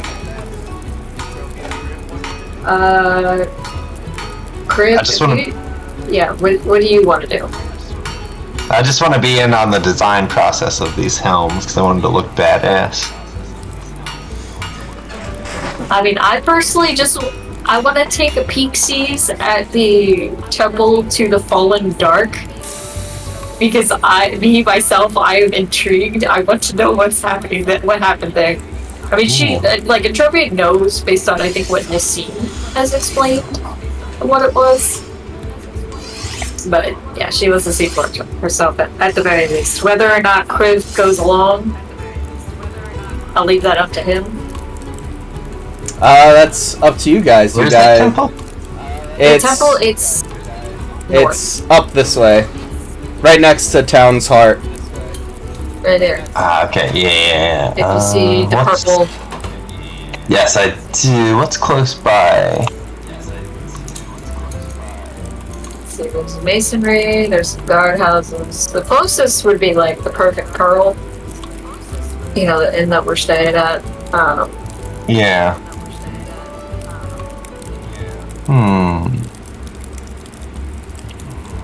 I'll tag along with you, if you don't mind.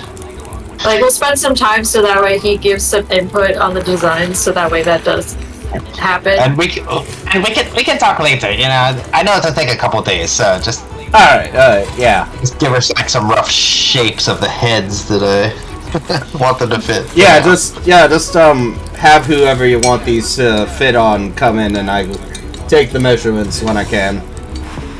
Okay, yeah, we'll decide that. Who is best suited for that? Alright.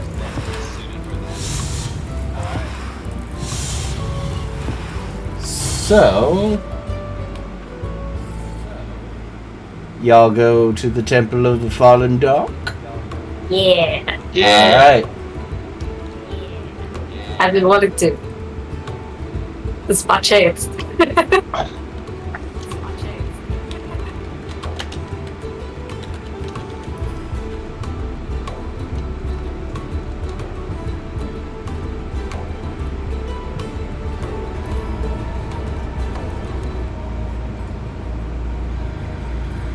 Oh. Not that one.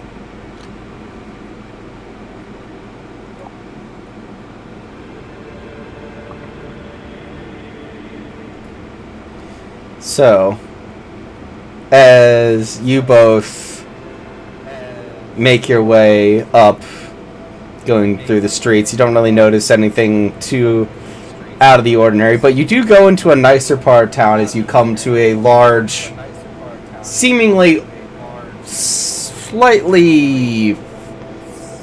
I mean, it's large, but it seems a newer structure that has been set up. Fresh, like, white marble sets up on the outer later. There's, like, several domes that lead up to a higher upper layer where you see on top there are small golden statues of what appear to be some sort of angelic celestial figures of some kind.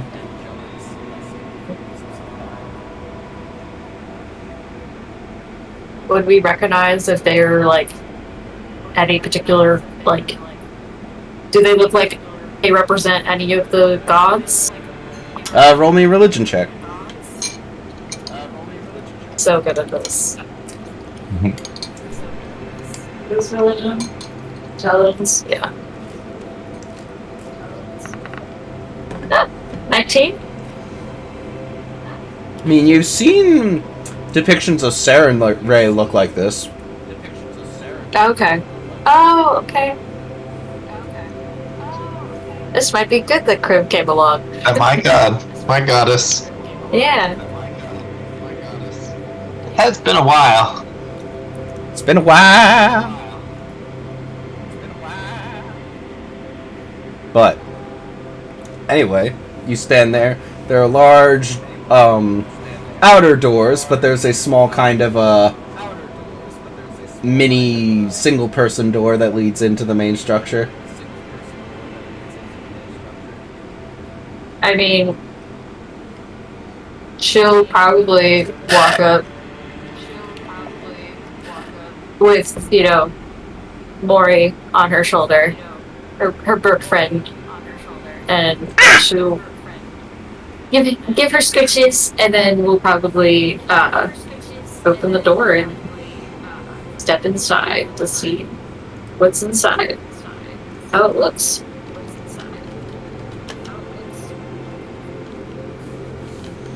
So, as you open the door, you see floors of black and white marble that are set up in a checkered pattern that lead to a large kind of central open area where apparently there is like a window set up that reflects the light down into a solid shaft where you see what appears to be several figures that are done up in bronze statues that stand over this snarling humanoid figure with weird kind of bestial aspects to its face snarling up at them.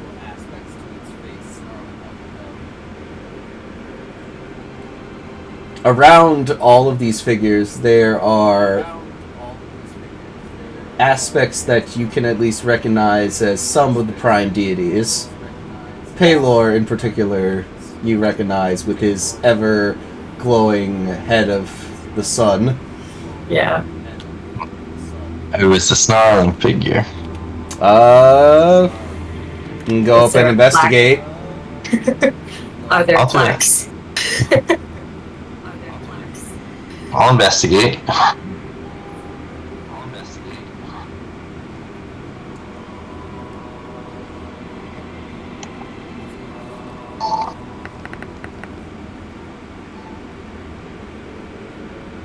That is a 25. 25? Yes. So, you don't know the particular, person by image, but you can tell, at least by the depiction, the person appears to have vampirism. You see the long outer fangs, you see the kind of, feral, elongated face, the long, elongated non-elven style ears, and the kind of, bat-like bestialness to their general appearance. Mm-hmm. Well, tell Entropia what I think.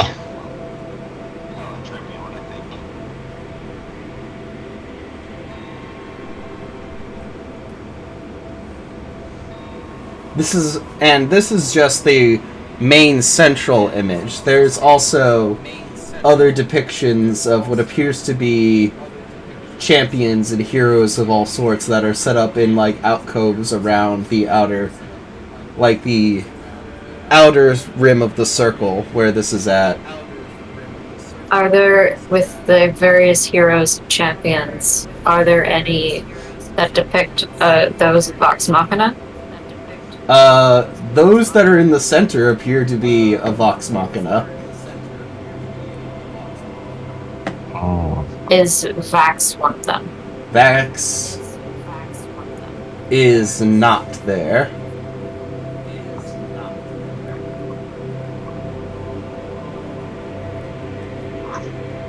She'll walk up to where I imagine the statues or painting, whatever it is, of Vox Machina. And she just kind of she scans each of the members. She recognizes a few of them since she's met a couple. Yeah, you pretty much recognize everyone except there's this one elven asshole who's standing next to Keelit that you have no idea who this guy is. He looks like he's dressed as an Asari, but you don't know who this guy is. No. And she didn't meet Vex. She has not met her. So I imagine she would see like a half-elven woman. She's like, I don't know what this is. Well, she also kind of looked like Vex, so... Yeah. That must be the sister. She's just kind of like... Are there other people in the temple? Or is it just us? There are a few cloaked figures who are kind of standing around.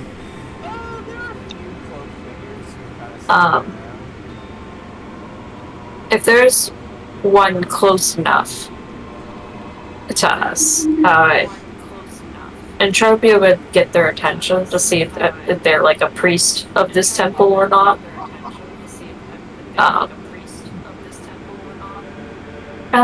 Excuse me, are you a priest here? In a manner of speaking. He says as he kind of comes over, pulling off his hood. What can I help you with? I'm a bit confused. The stories I've heard of, she gestures to Vox Machina. There was a Vaxeldan, but I did not see him. Why is he not depicted here? He looks up. Well, this is to commemorate when Vox Machina defeated the evil Dark Lord Briarwood, the vampire.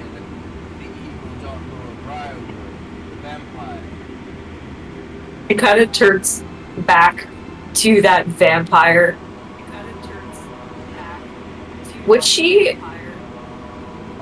Well, I mean, she never met Silas. No. Or Delilah. Yeah. Is that... By that point, Vaxeldan had long since returned to the Raven Queen, as legend states. I see. Alright. It's a shame he's not included.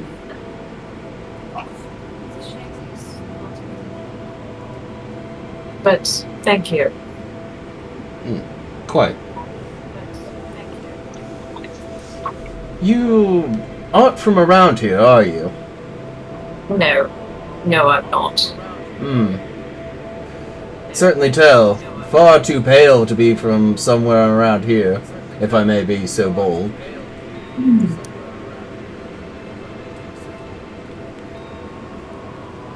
I come from Amon. Amon? Ah. Great city. Bustling, advancing. And all thanks to a misplaced red dragon. Yes, but the city is thriving again, thankfully, after all of that.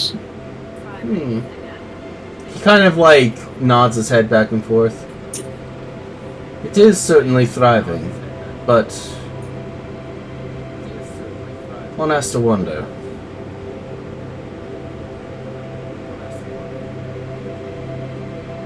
Wonder what? Looks over. Well, how well did Council of Tal'Dorei truly rule there? Is the new King Phyllis Lauter truly as great as everyone says? As he let corruption sink into his own city. I believe he's trying his best. Typically, when you have a ruler who seems as if they have a good head on their shoulders, have a good soul, it's those around them that are more likely to cause problems. Yes. So I don't know if he's entirely to blame. But I'm no ruler myself. I wouldn't know how that would all go about.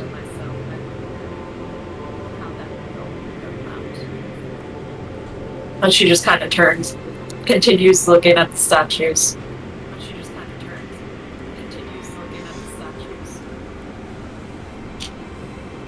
Also, what does this guy look like since he pulled his hood down? Is he human? Is he? He's human. He has this kind of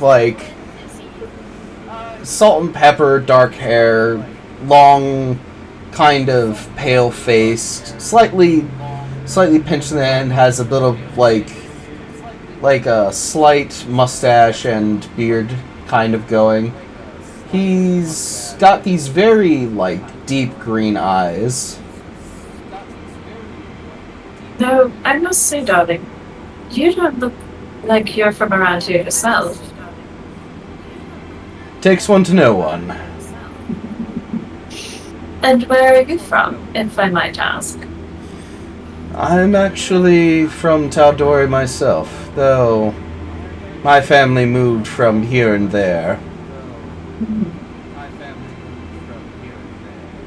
What not?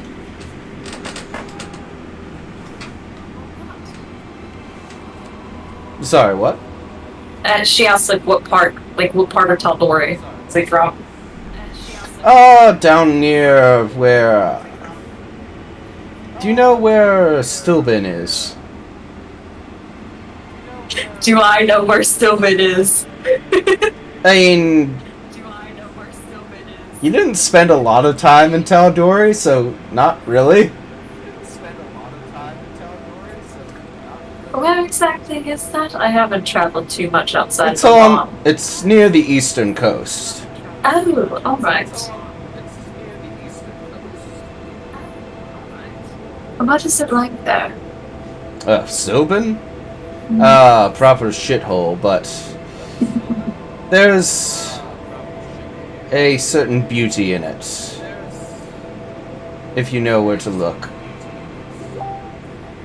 I can respect that.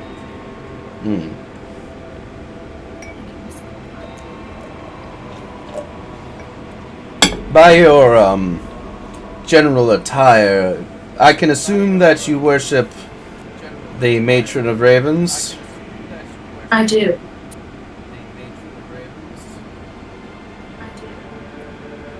Is that a problem here? No. Just didn't necessarily want to encroach, as it were. No, I do. I feel as if I can almost relate to her in some way. Kind of looks up to the statue of her. There's something admirable about that. She was one of us once. That I know.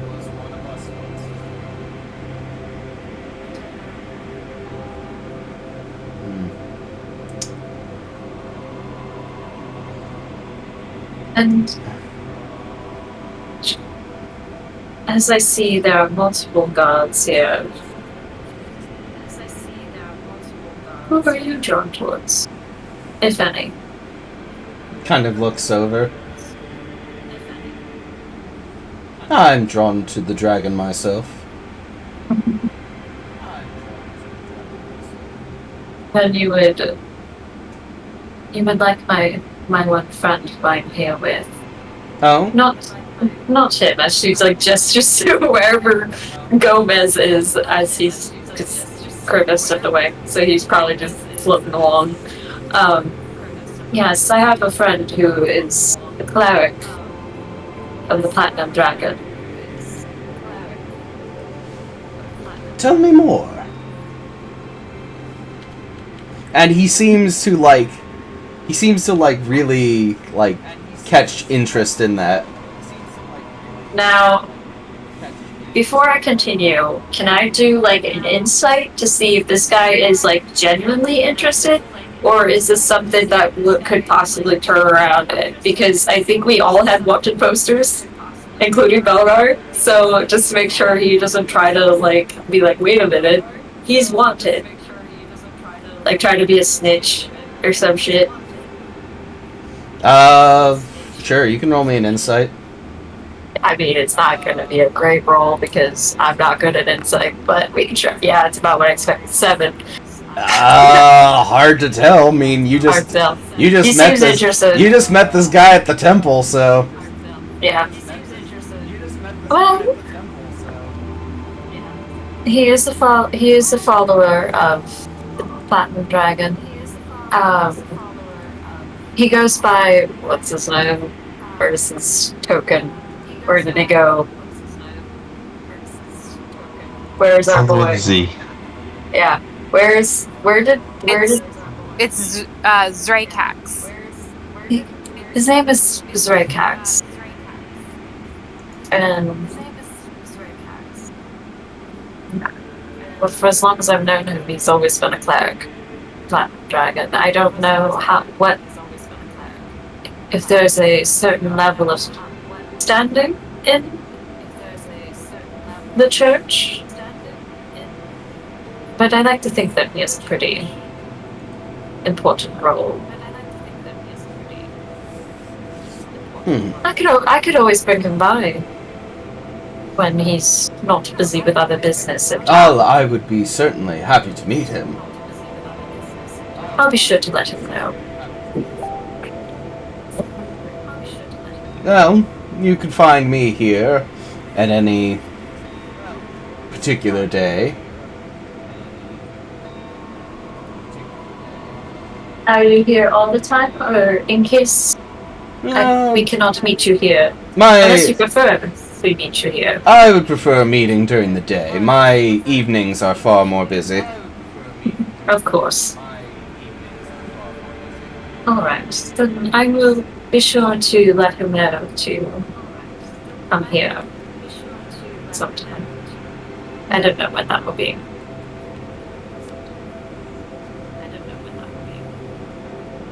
Is there... I think with that, like, unless there's anything else the guy, like, wishes to say, she'll just kind of, like, where are my manners? My name. We never introduced ourselves. Of course. I'm Jaren Cleef. And you are? Antonina Scourge. Pleasure. Scourge? Oh, that's a strong name right there. Is that Mr. Scourge I see over there? What has Crib been doing this whole time? Wandering around. Kind of gives you a, huh? Looking at all the statues. Actually, is there anywhere for me to... Is there any, like, donations being made and, like, coin? There's small collection boxes in front of most of the statues of the Divine. Yeah, I'll put some in Saren Ray's box. Let's see.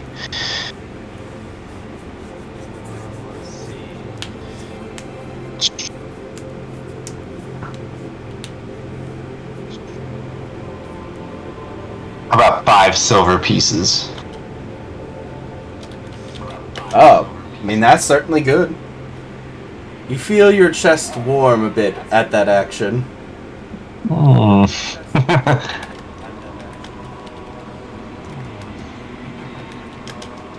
One of these days I might have to devote myself. Until then, stands up, feels the stolen gold in my pocket, kind of pats it. And Joker would definitely, after her, unless there's anything else this guy, like, wishes to talk to her about, she would, it's like, pleasure meeting you, and then she probably would take a moment to the matron, say hello. But then she probably would also, she would give a gold piece to Mori and have Mori fly it over to the box. If there's a donation box for the matron. Oh, there is. Yeah. So she would send her a raven to drop a gold piece in.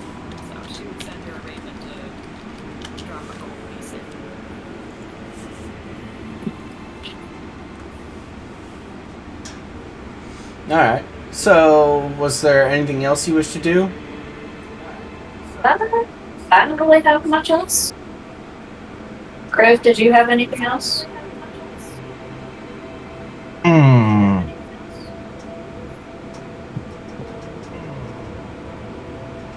No, I don't think so. Is there anything just like interesting on the grounds? So like a courtyard or anything? Roll me an investigation check as you both like go out towards the outer courtyard. Can I give him advantage? I'll allow it.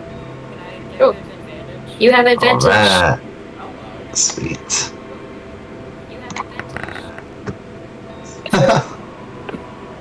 That is a 14. Terrible. As you look around the ground, you don't really notice anything. There's kind of like wear on the floor tiles on the outer like terrace area.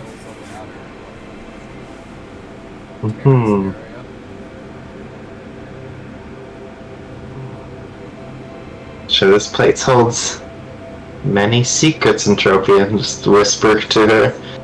Oh, I'm sure. Tons. Now, here's a question. The guy I was talking to, what's his name? Jaren What was Cleef. Jaren Cleef. Did he give off any, like, familiar vibes of any kind? Or, nah, not really. Nah, No. not really. Okay. But, yeah, no, she will make, she'll definitely remember him to tell Belgar later. Alright. So,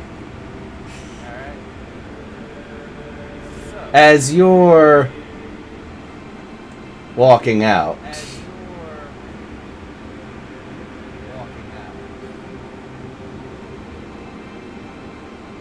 both of you roll me a perception check. What do we see? That is a dirty 20 for me, I believe. Ooh. Yeah. Ooh, another nat natural 20, 20? Crib. So, Crib, The as D you're- does love me. as you're floating along,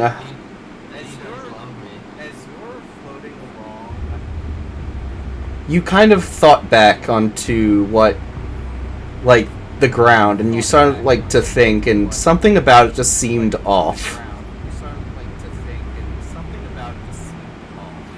What part of the ground? The There whole were- grounds itself, or Like, there were... The way the stones were worn, like, yeah, there was, like, the classic kind of, like, wear and tear of, like, people walking on them, but on some of them, there were long scrapes. That you're now Sit right with me, considering. Entropia.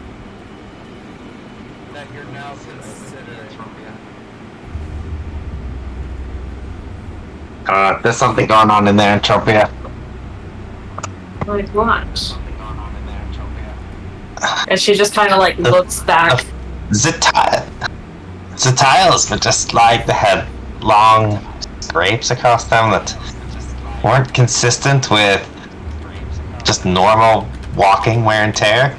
Now, because Crib rolled so well, to him, did they look like they were more recent? Or are they older? Do you guys stop and, like, investigate? We can. Yeah, we should go back. Yeah. I will just say, Crib, as you do so, you hear this kind of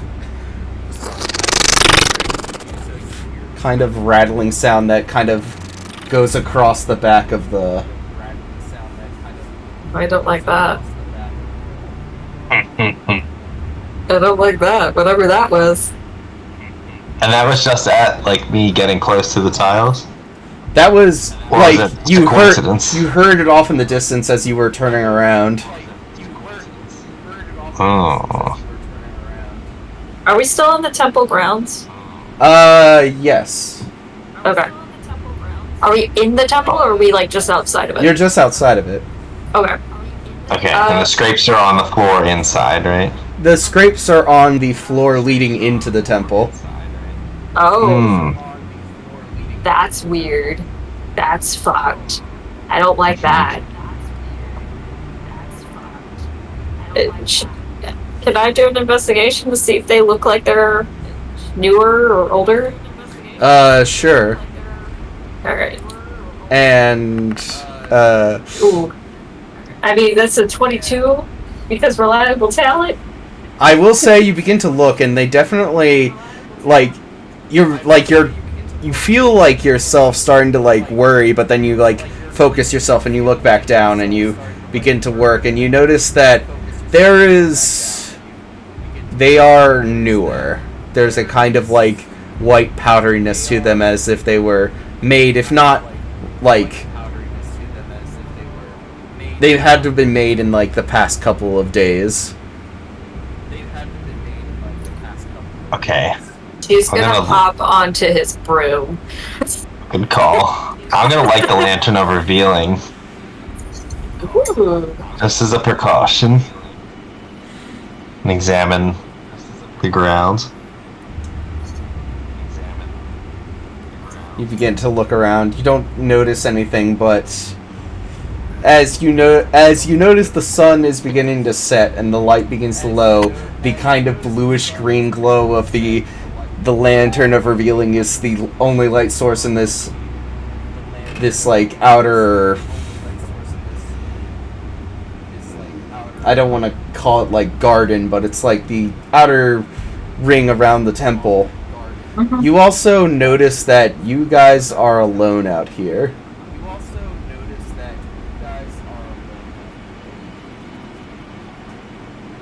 Doubting, I would retire. Yep. Just in case. Go up. Let's go up, 20 You hear the sound Yeah, we're going up. coming, on the edge where the shadows are beginning to fall. You begin to hear that kind of clicking, whirling sound. Mm-hmm. Can't see anything still? Not yet. I'm going to, if I can, well, since you said that we're 20 feet up, so I should be able to see anything. I'm going to activate bookmark, because there's a 20-foot bright light and then another 20-foot dim light radius around us. So yeah, you're shining your thing out. Do I see anything on the ground as we're high above? Roll me a perception check. Okay. Concern intensifies. That is still a dirty 20. So Okay. as you're looking around frantically, holding out the knife more as you're kind of holding it as a defense than just as a light, and as you kind of shine it, there's this one point where it shines across this one alleyway where you see it lay across something that looks like it's part of the stonework, but its head turns and there's a slight glint of red before it quickly vanishes behind the corner. Go after it? It's up to you. Hell yeah, let's do it. Oh god. I have to pee! I'm on it! I have to pee! Can I? Yes. So, how about this? We'll take a quick, 5-minute bathroom break, and then we'll pick it up from there. Sounds good. Alright, so if our lovely audience, we will be right back in a few minutes. See you soon. See you soon.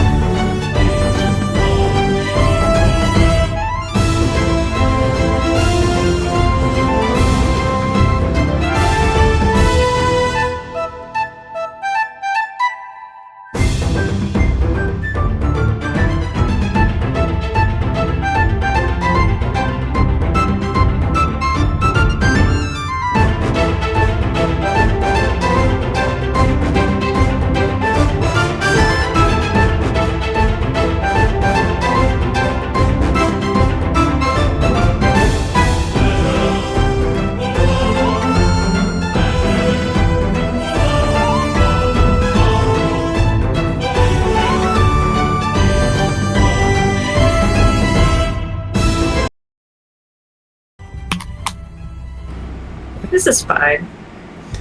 Welcome back. Oh, it's gonna be great. We totally didn't come across a nope. It's fine. This is fine. So, if you'd be so kind, I will adjust slightly where we are. That is totally fine. Please. We will be migrating over to a map to the right. So. Okay.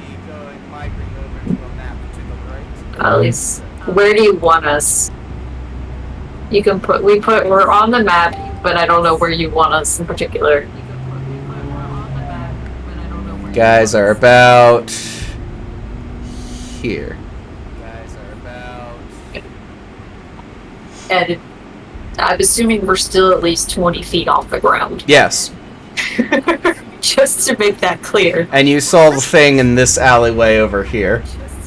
Okay. This is pretty. It's very pretty. I love it. Good place to die. Listen, hey, I mean, dying in paradise, you know, it's just, there are worse ways to go. Anyways. Belgar will bring us back. Yeah, right. The thing that we saw, because you said it was, like, kind of part of the stonework, you said? It was pale like the stonework. Could we tell what it was? Like, have we seen something similar? Nope. No? Okay. Alright, cool. Okay. But red eyes usually mean undead or some sort of demonic. At least that's my 2 cents. That's what I'm going with. Prepare for the worst. Yeah, we'll find out. We'll find out. Do we... Looks to Crib, do you want to follow the thing? Way ahead of you. We're already on our way. Oh, dear God. Skimming the rooftops. Yeah. Yeah, we're staying above.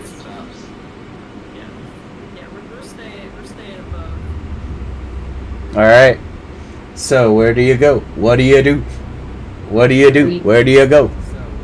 We follow... I guess we go down the alley that we saw the thing. Alright, so you go down this way? Above, yes. Yeah.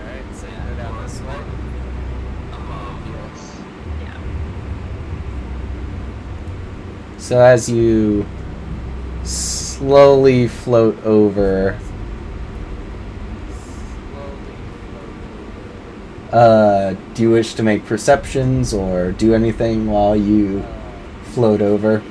I definitely... Entropia is going to be keeping an active, like, perception, like, keeping a lookout for this weird thing. I'm gonna keep listening for the chittering. Just like... I guess I'll roll a perception. Ooh, that's really good. That's 29. So you notice something down in the lower street. It's not like a thing, but you notice something sticking out of the side of the wall. Like a... Yeah, there's like a stick of something jammed into the wall. Don't trust that. But she'll point it out to Kriv. Did we lose it, or are we... I guess we're really not, like, hot on its trail, right? It's... Because it disappeared pretty quick. Yeah, you don't see where it went. Okay. Well, check out the stick. Alright. You float over. You see a long scrape along the limestone wall, and this thing is embedded in it. There's like a claw scrape of like a bunch of nails on the hand. Roll me a nature check. Alright. Keeping an active lookout and an active ear for skitters. And Maury's doing the same. Believe that is...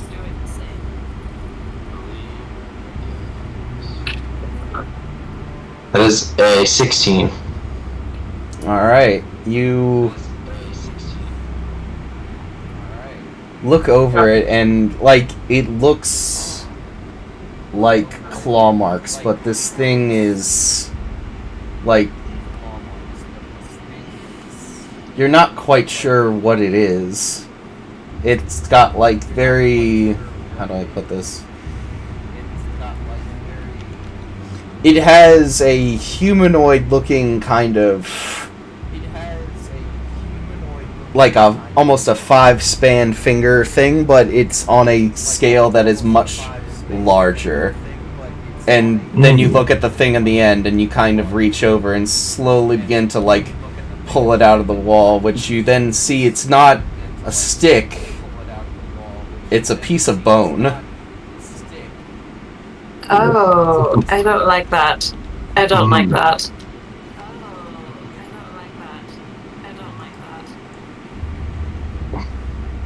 It's got this kind of, like, ruddy red tip in it, and it slowly bleeds out to a pale white color. Are we... What kind of... Does it look like it would belong to a humanoid creature? Does it look like it would belong to, like, I'd say, a dragonborn? I mean, the claw's, like, about this big, so... Okay. Okay, so it's a claw bone? Yeah. Okay. Okay, so it's a claw bone? Yeah. Okay. Does it look like it would be like a dragon claw? Almost, or is that too big? Hard to say. Okay. I don't like this. I don't like this at all. Do I hear any skitters? Do I see any movement in the shadows? Did you make an active perception check? I will make another one. That is another 29.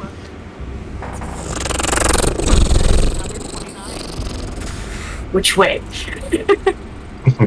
Where's the fucker? You hear it coming from the other side of the main gate that leads out towards the main city.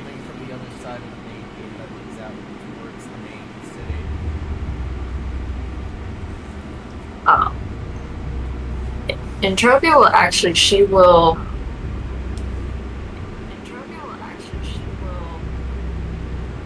darling, go higher, like above the buildings. Yep. And she will douse her bookmark.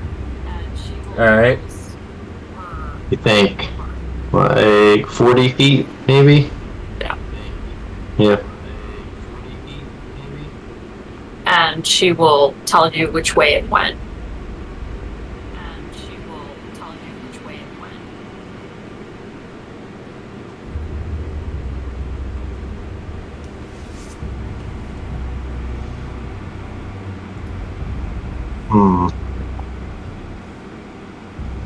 So what Do you really want this thing running around the city? What you gonna do? What you gonna do? Curiosity bug has me wanting to know what it is, at least. Oh, it's the main part of the city, potentially. I know, that could be bad. We could be heroes and get rewarded. Shall we see another city? We are getting pretty good at it. Yeah, let's do it. Yeah, this is our honeymoon. So yeah, she doused her bookmark in case, like, if it didn't like the light and was running away from it, so that way maybe it'd be easier to find it. So that way we can sneak up on it, maybe, hopefully. That was the logic. But yeah, we continue.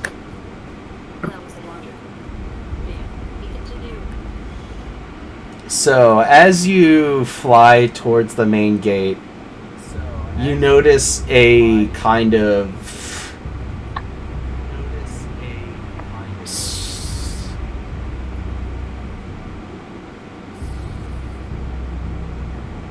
You hear the clicking sound continue, and it picks up pace. A faster...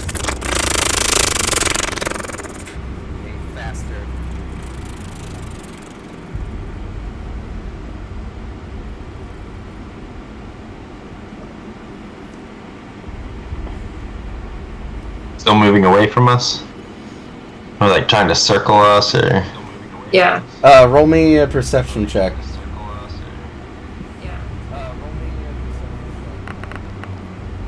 25. For me.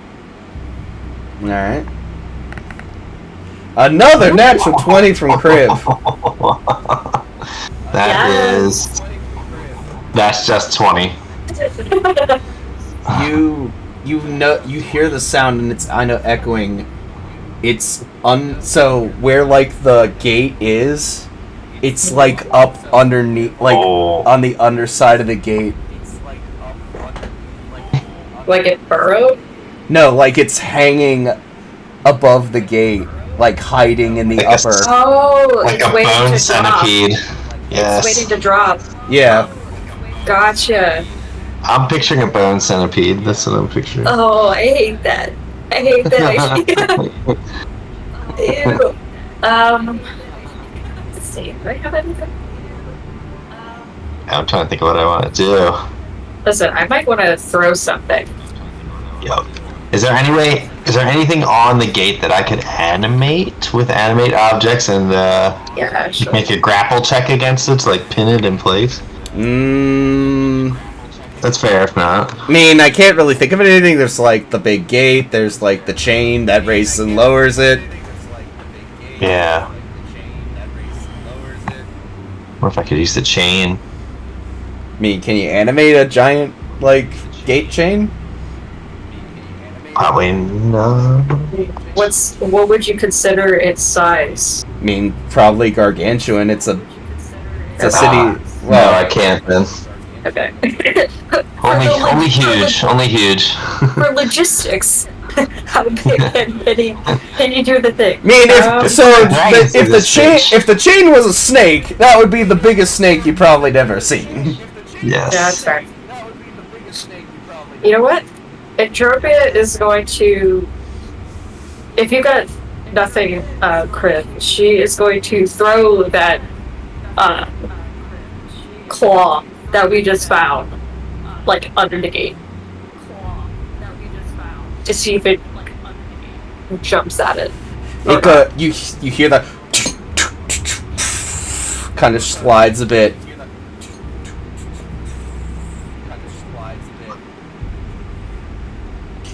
That's those. You suddenly hear the clicking stop, and there is this kind of slight hum that begins to go up through the air, and you feel this slight pressure on the sides of your temples. I don't like that. Just immediately telling Crib to back up a minute. Oh, why going so soon? Of course I talk. I've been talking longer than most of you have been alive. What in God's name are you? Well, that is a question yet to be answered. But before we continue this little song and dance, just know that I'm here on behalf of someone else. And unless you wish to leave this bloody, I suggest taking a simple message to your friend. Can certainly do that. Who do you represent? I represent the Lord of the Eighth Ring of the Nine Hells, Lord Mephistopheles of Say. You're doing great, Sadie. I know it's not him, I know it's you. Who's struggling? Lord of the Eighth Ring. Alright. And what is your message? Know when to quit when you're ahead. Otherwise, you might start losing people close to you, as you already have. If you think that the Archduke of the Ring of Cold does not have his means to save what you love, you are mistaken, Jocasta Soren. If you are interested, meet us in the dark, in the shadows of the temple. And we shall talk.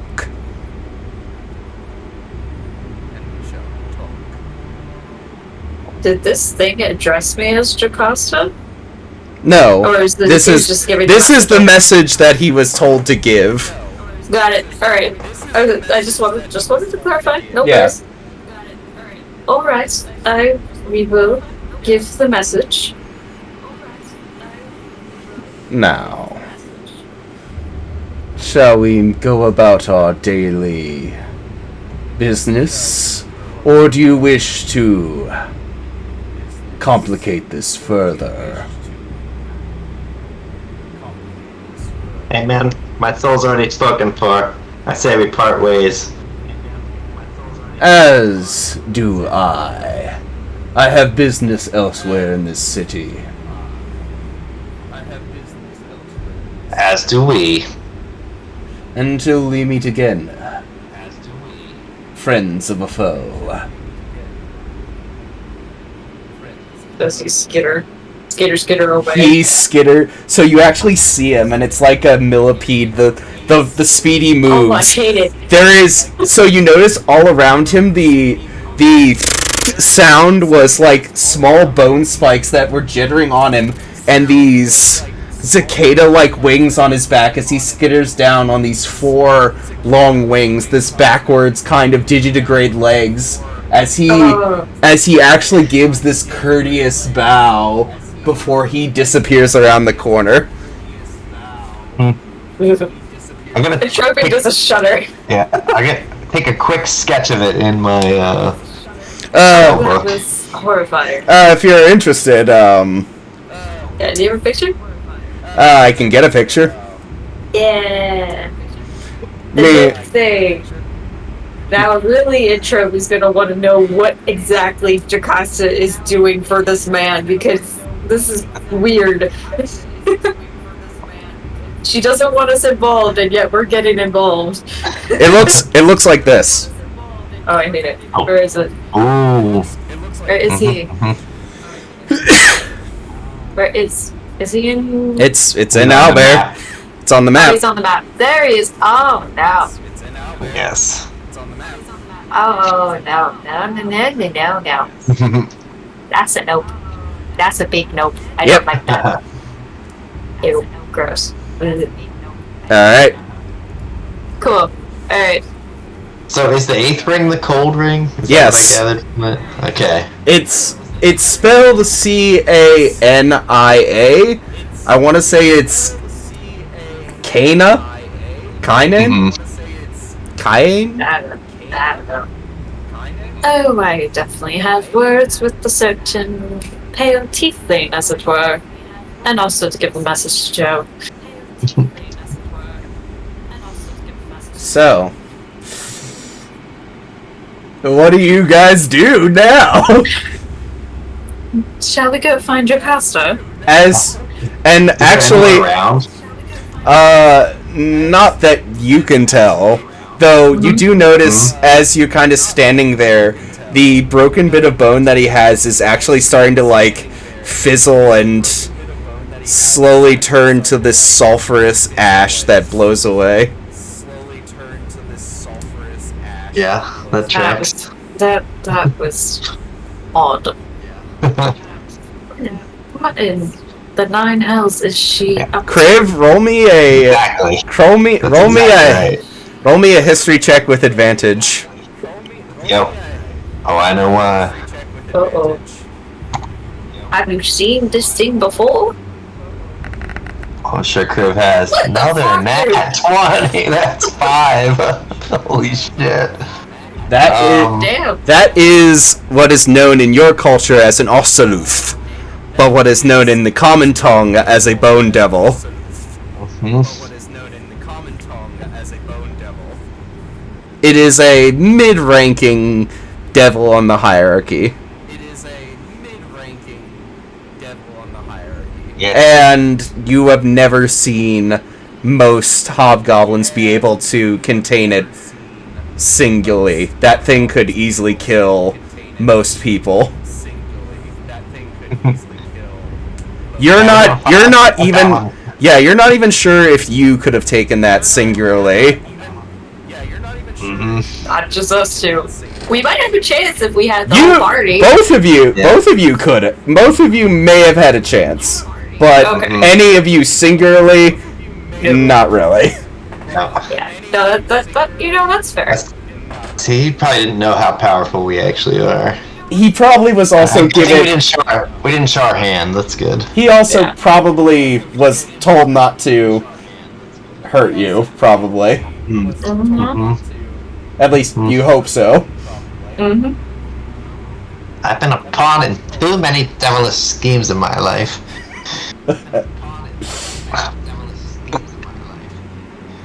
Shall we go find Joe? Yes, let's do it. Alright, yeah, we're gonna go find Jocasta, wherever she may be. So, Jocasta, where are you at?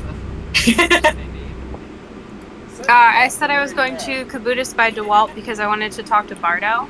Alright. Because I have Scry prepared now. So... Technically, the spell is called Scrying, and I couldn't find it in my spell list because of that. Just a fun fact.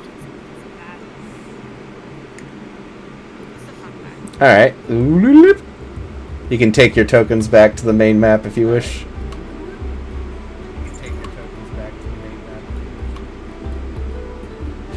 So, as you go in there, he's just like, hello? Who's there? Oh, me. You again. Yeah. First question. Can you do anything about this as she shows the, rips and birthmarks in her clothes? What happened? Looks like you got in a fight with a freaky or some sort. Honestly, could have happened.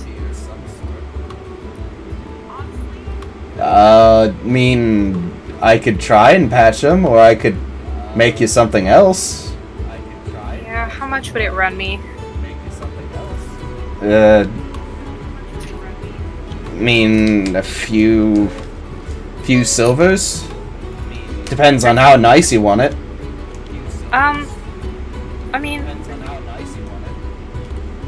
She just kind of gestures to what she's wearing.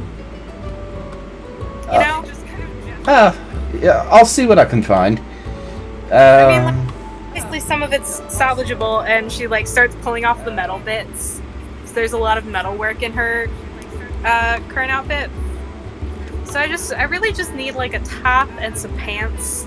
I think I have something, and I'll go with that. Great. So, what brings you around? He says as he begins looking through his stuff. Yeah, so... what we were talking about yesterday regarding your sister, struck a chord, and it just took me a little bit to get the pieces all arranged. But I am a divination wizard, and I can scry. So I was thinking I could try scrying your sister and see if I can find out some more information that the Seam spell, which requires a response, may not be able to obtain. If you want me to do that. He's kind of stands there.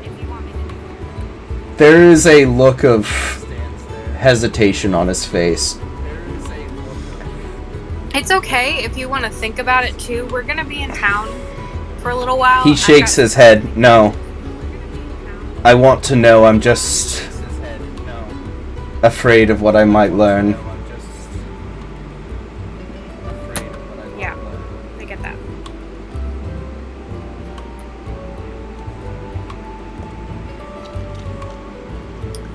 Well,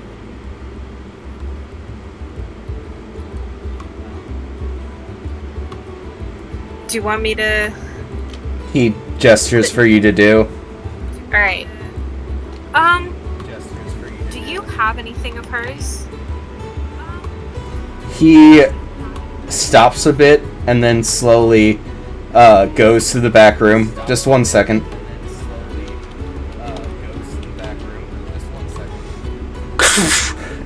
Oh! Ow! Ow! Okay. I can't heal. That's Nassim's job. Okay. I got it. He comes out with a small, little, simple wooden box.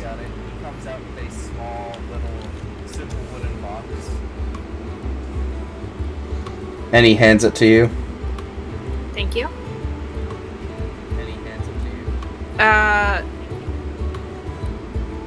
Should I open this? I mean, you'll have to get whatever you want out of it.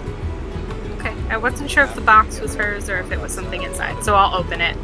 As you see what appears to be a handful of, like, sweat-stained letters and what it looks like a cut section of hair. Amazing. She will very carefully pick up the hair. I promise this won't be destroyed.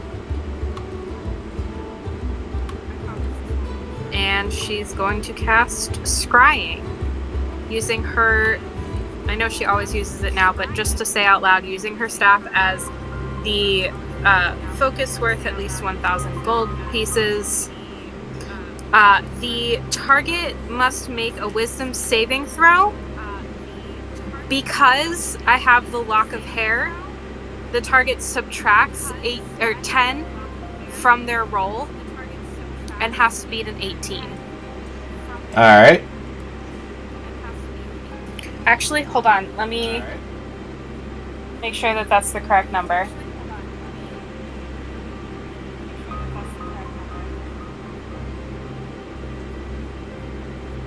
Yes, 18. Mean it succeeds.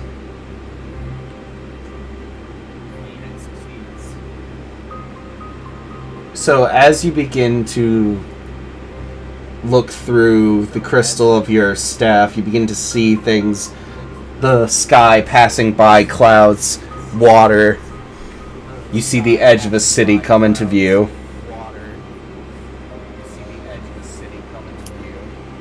You see the city fly past and you see what looks like massive structures of industry and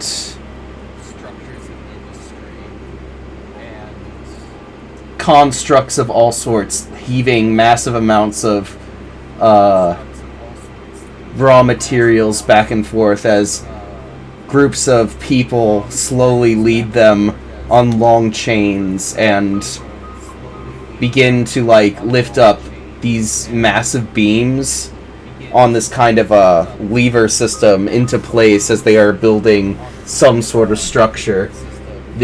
The image passes by and he goes to this large stone door and your vision almost passes in between the narrow window and looks down as if from where the light is, and you see a young woman blank-eyed looking up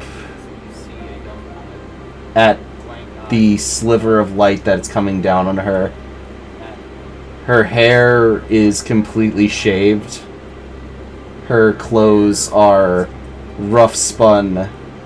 She has chains on her wrists and a collar around her neck. There's this lifeless look in her eyes as she just looks up at the window.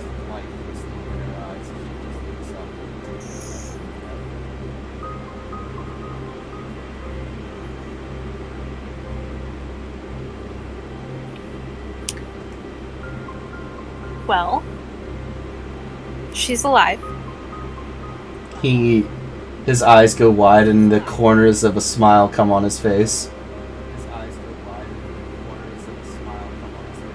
She's not doing well. Mixtures of emotions coming over his face now.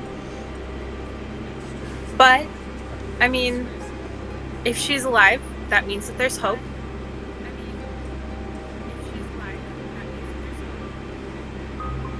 You said that you were working with someone to get her out. Right? Yeah. Waylon. Mm-hmm. And who is he? He's a contact, actually, with the... kind of looks left and right with the Revelry. Gotcha. Those guys.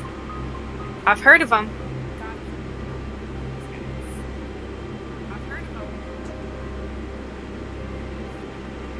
What do you need to, like, get her out? Is it a matter of funding? Do you need more information? Well, we would need to get her out of wherever she is now, and we would need at least something or somewhere to go that the Concord wouldn't be able to bring us back. But there are so few ports now that aren't at least somewhat connected to them. I mean, if your friend Waylon is already working with the Revelry, why not take her to Darktoe first? Could. But then there's still the matter of getting her out, which is no easy or cheap factor. One I've been working to, as he gestures to the star, ever since I got here.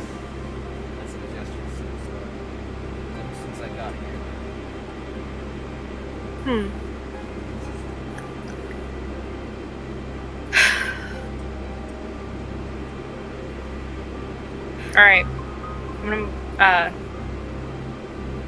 make some calls, see what I can do, see if I can get in touch with some contacts.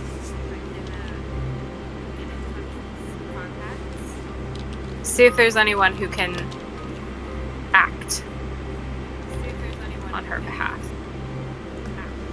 He just kind of nods and... Thank you.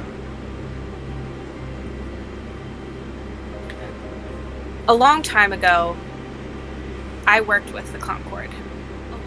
But that was before it became what it is now.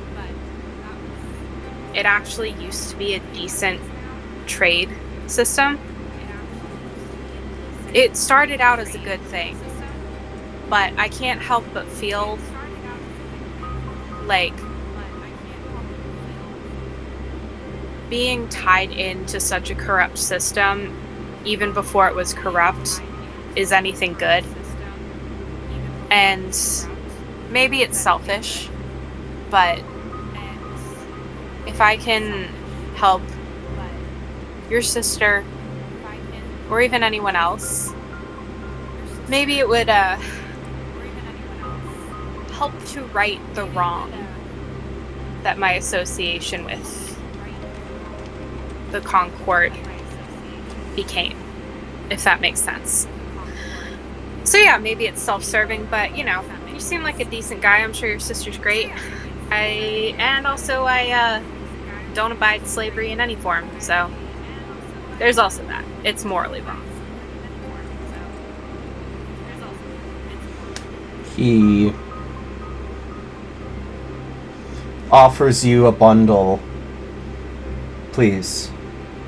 It's the least I can do.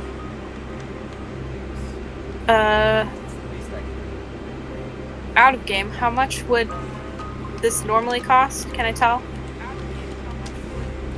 Probably would cost maybe 5 silvers. Oh, great. She will give him 2 gold. He... Consider it a donation to your sister's cause, in case any favors I call in fall through, which they probably will, given my luck. He smiles and takes it. Thank you.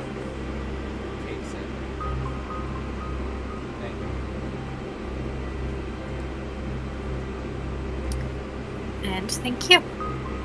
I will I or my friends will be back in touch before we leave the city. To let you know where we're at. You know? Alright. And if we don't make solid progress before we leave, Nassim can always just sending you. So if you hear her voice in your head, don't freak out too badly. Also, don't ever tell anyone her name is Nassim. I should not have told you. I forgot.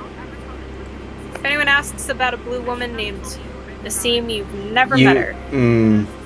He just kind of like... I'm just gonna... He just turns around and goes to the back room. Alright. Nice meeting you, Bardo. Yep. Thank you. Thank you. Bye, buddy. And she's gonna leave. Alright. So, what I kind of imagined with the new clothes is that there's like... It's got like a simple under tunic, but it's got this really nice, fancy, like, billowy, like, blue cloak over it. And you have, like, the harem pants still, like, as the lower part.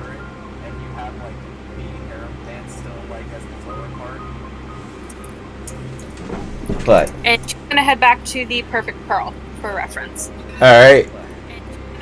So, you get back there, and you're sitting and studying for a while, until you hear a slightly frantic knocking on your door.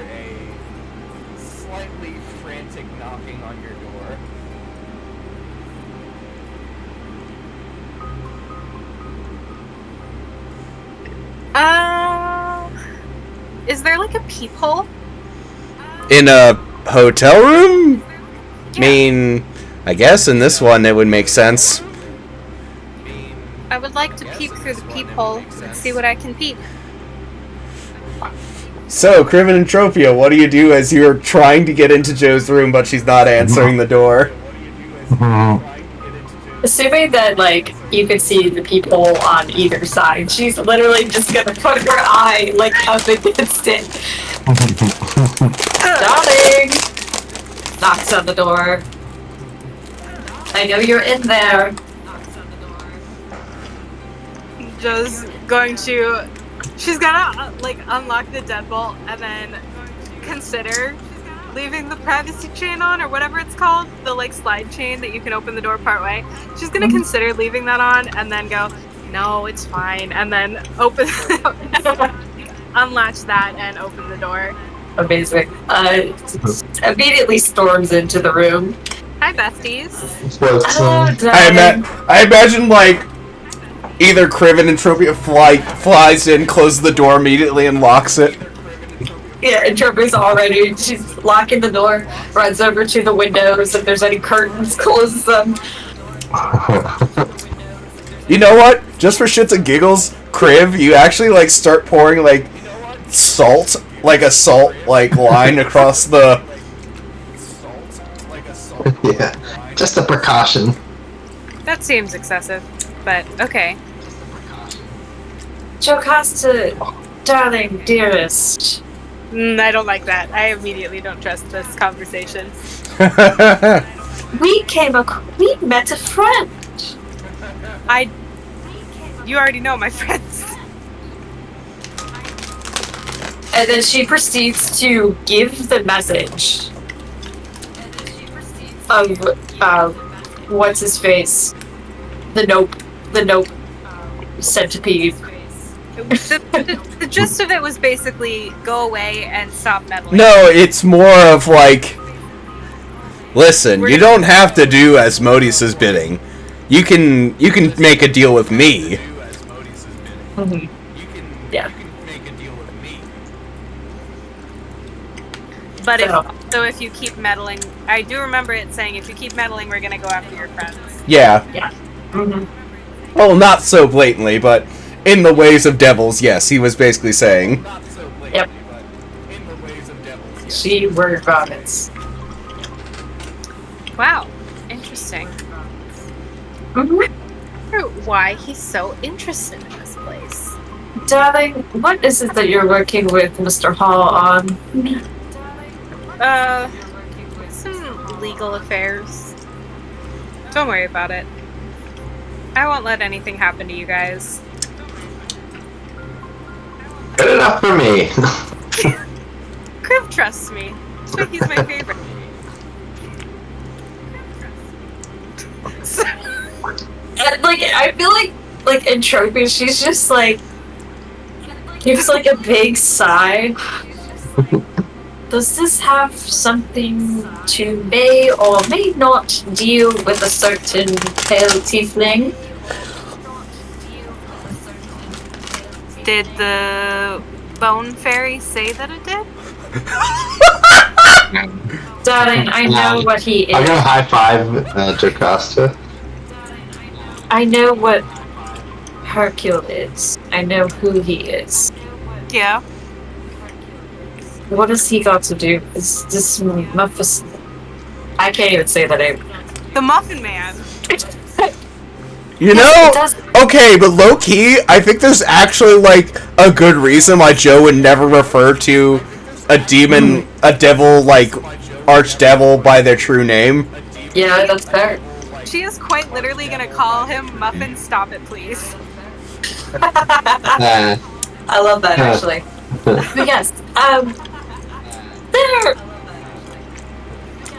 co-workers. Do they work together? My boy toy is his boss. Aha.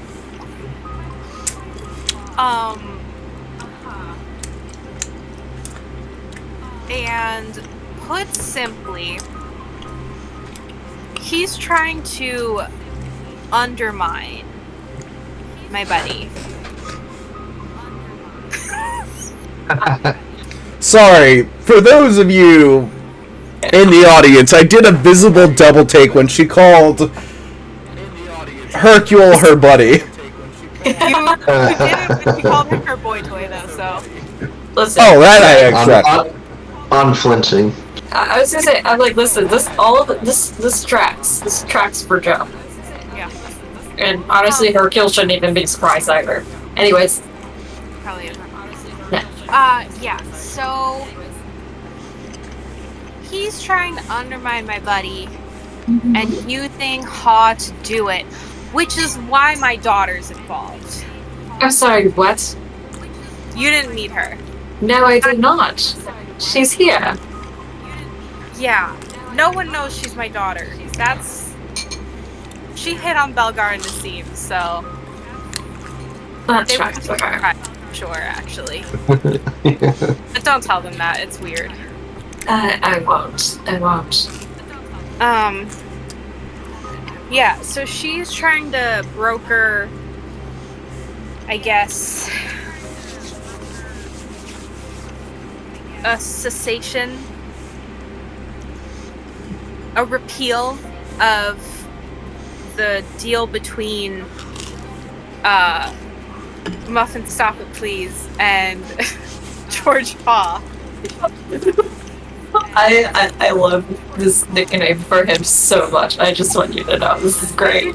Figure out something equally good for Asmodeus now. I'm going to make the dumbest T-shirt of that.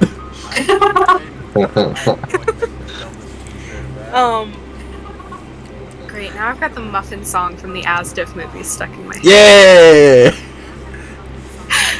Oh no. Hey, Jocasta, want a muffin? That completely gotten me off track. Wow, completely lost my train of thought. Anyways, yeah, so Jilly wants to, I guess, facilitate this repeal of the contract, but they need a mortal party to do that. So in this form, I'm mortal. Smart for them to have you do it. Yep, because I am the smartest person either of you will ever meet. You found a loophole. Oh yeah, I have. She holds up the scroll with all the post-it notes and highlights on it. Amazing. Also, I think it's more because the fact that you probably have more. Is that just like your note scroll, or was that the contract you just held up? It's the contract. Which then Oh, so either of them saw. So both of them saw the contract. Oh boy. I can't read it from. I'm assuming she's like. No, just. I like a, I just need it to be known. Yeah. we would see that it is a contract. Yes. I said that I did it, so I did it. Yeah. Yeah. Well, now we're really involved. Embrace the chaos. And then she shows them a legal pad with her notes on it. Where she got the legal pad.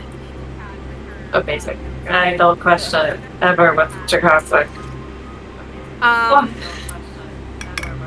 Yeah. Hey, by the way,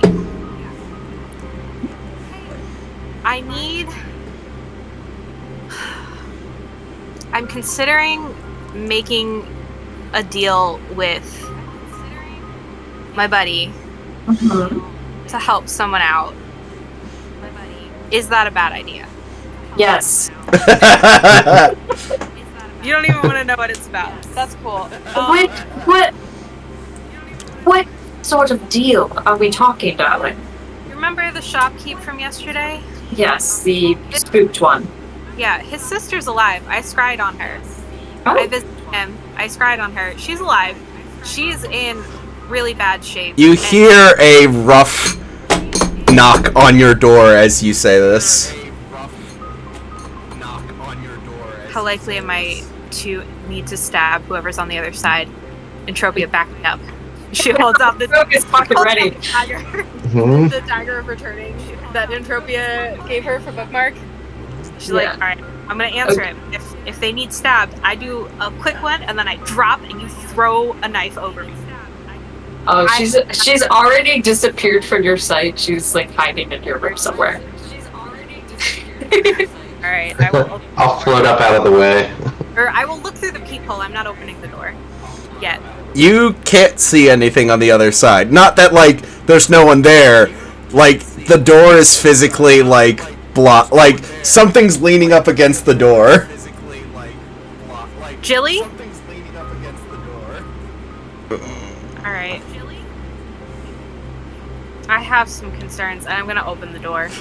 So, as you do so, a very inebriated-looking Boz and Nassim tumble into the room. Wow.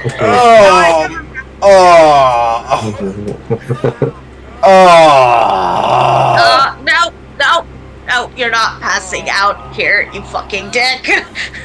Don't leave me hanging. You said this was a good place where I could rest my head for a minute. We shouldn't have had. You fall It over was. like Why bitch. would? Okay, why would you? Why would you make a thing? Why would you make sand cake, which makes your legs numb and makes you everything numb?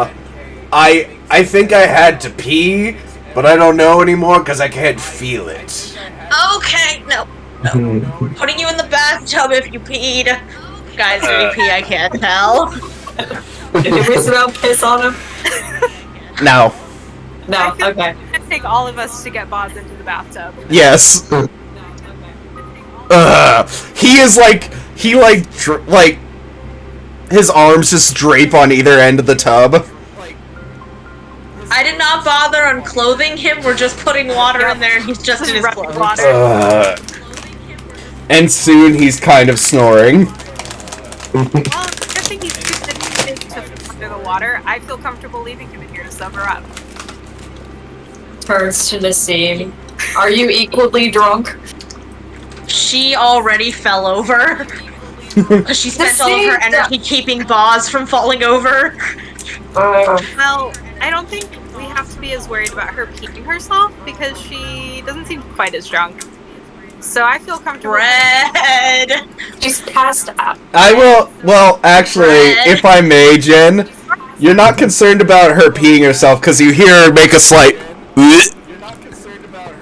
Oh. Into the tub with you. I require the carbs to soak up the booze. All I have is booze. You know what, Joe? Get an inspiration for that. This is always that. Looks over at Entropia, please. I'll get you some bread. Pulls out the magic bottle. Belgar, I swear to all of the gods, get from there.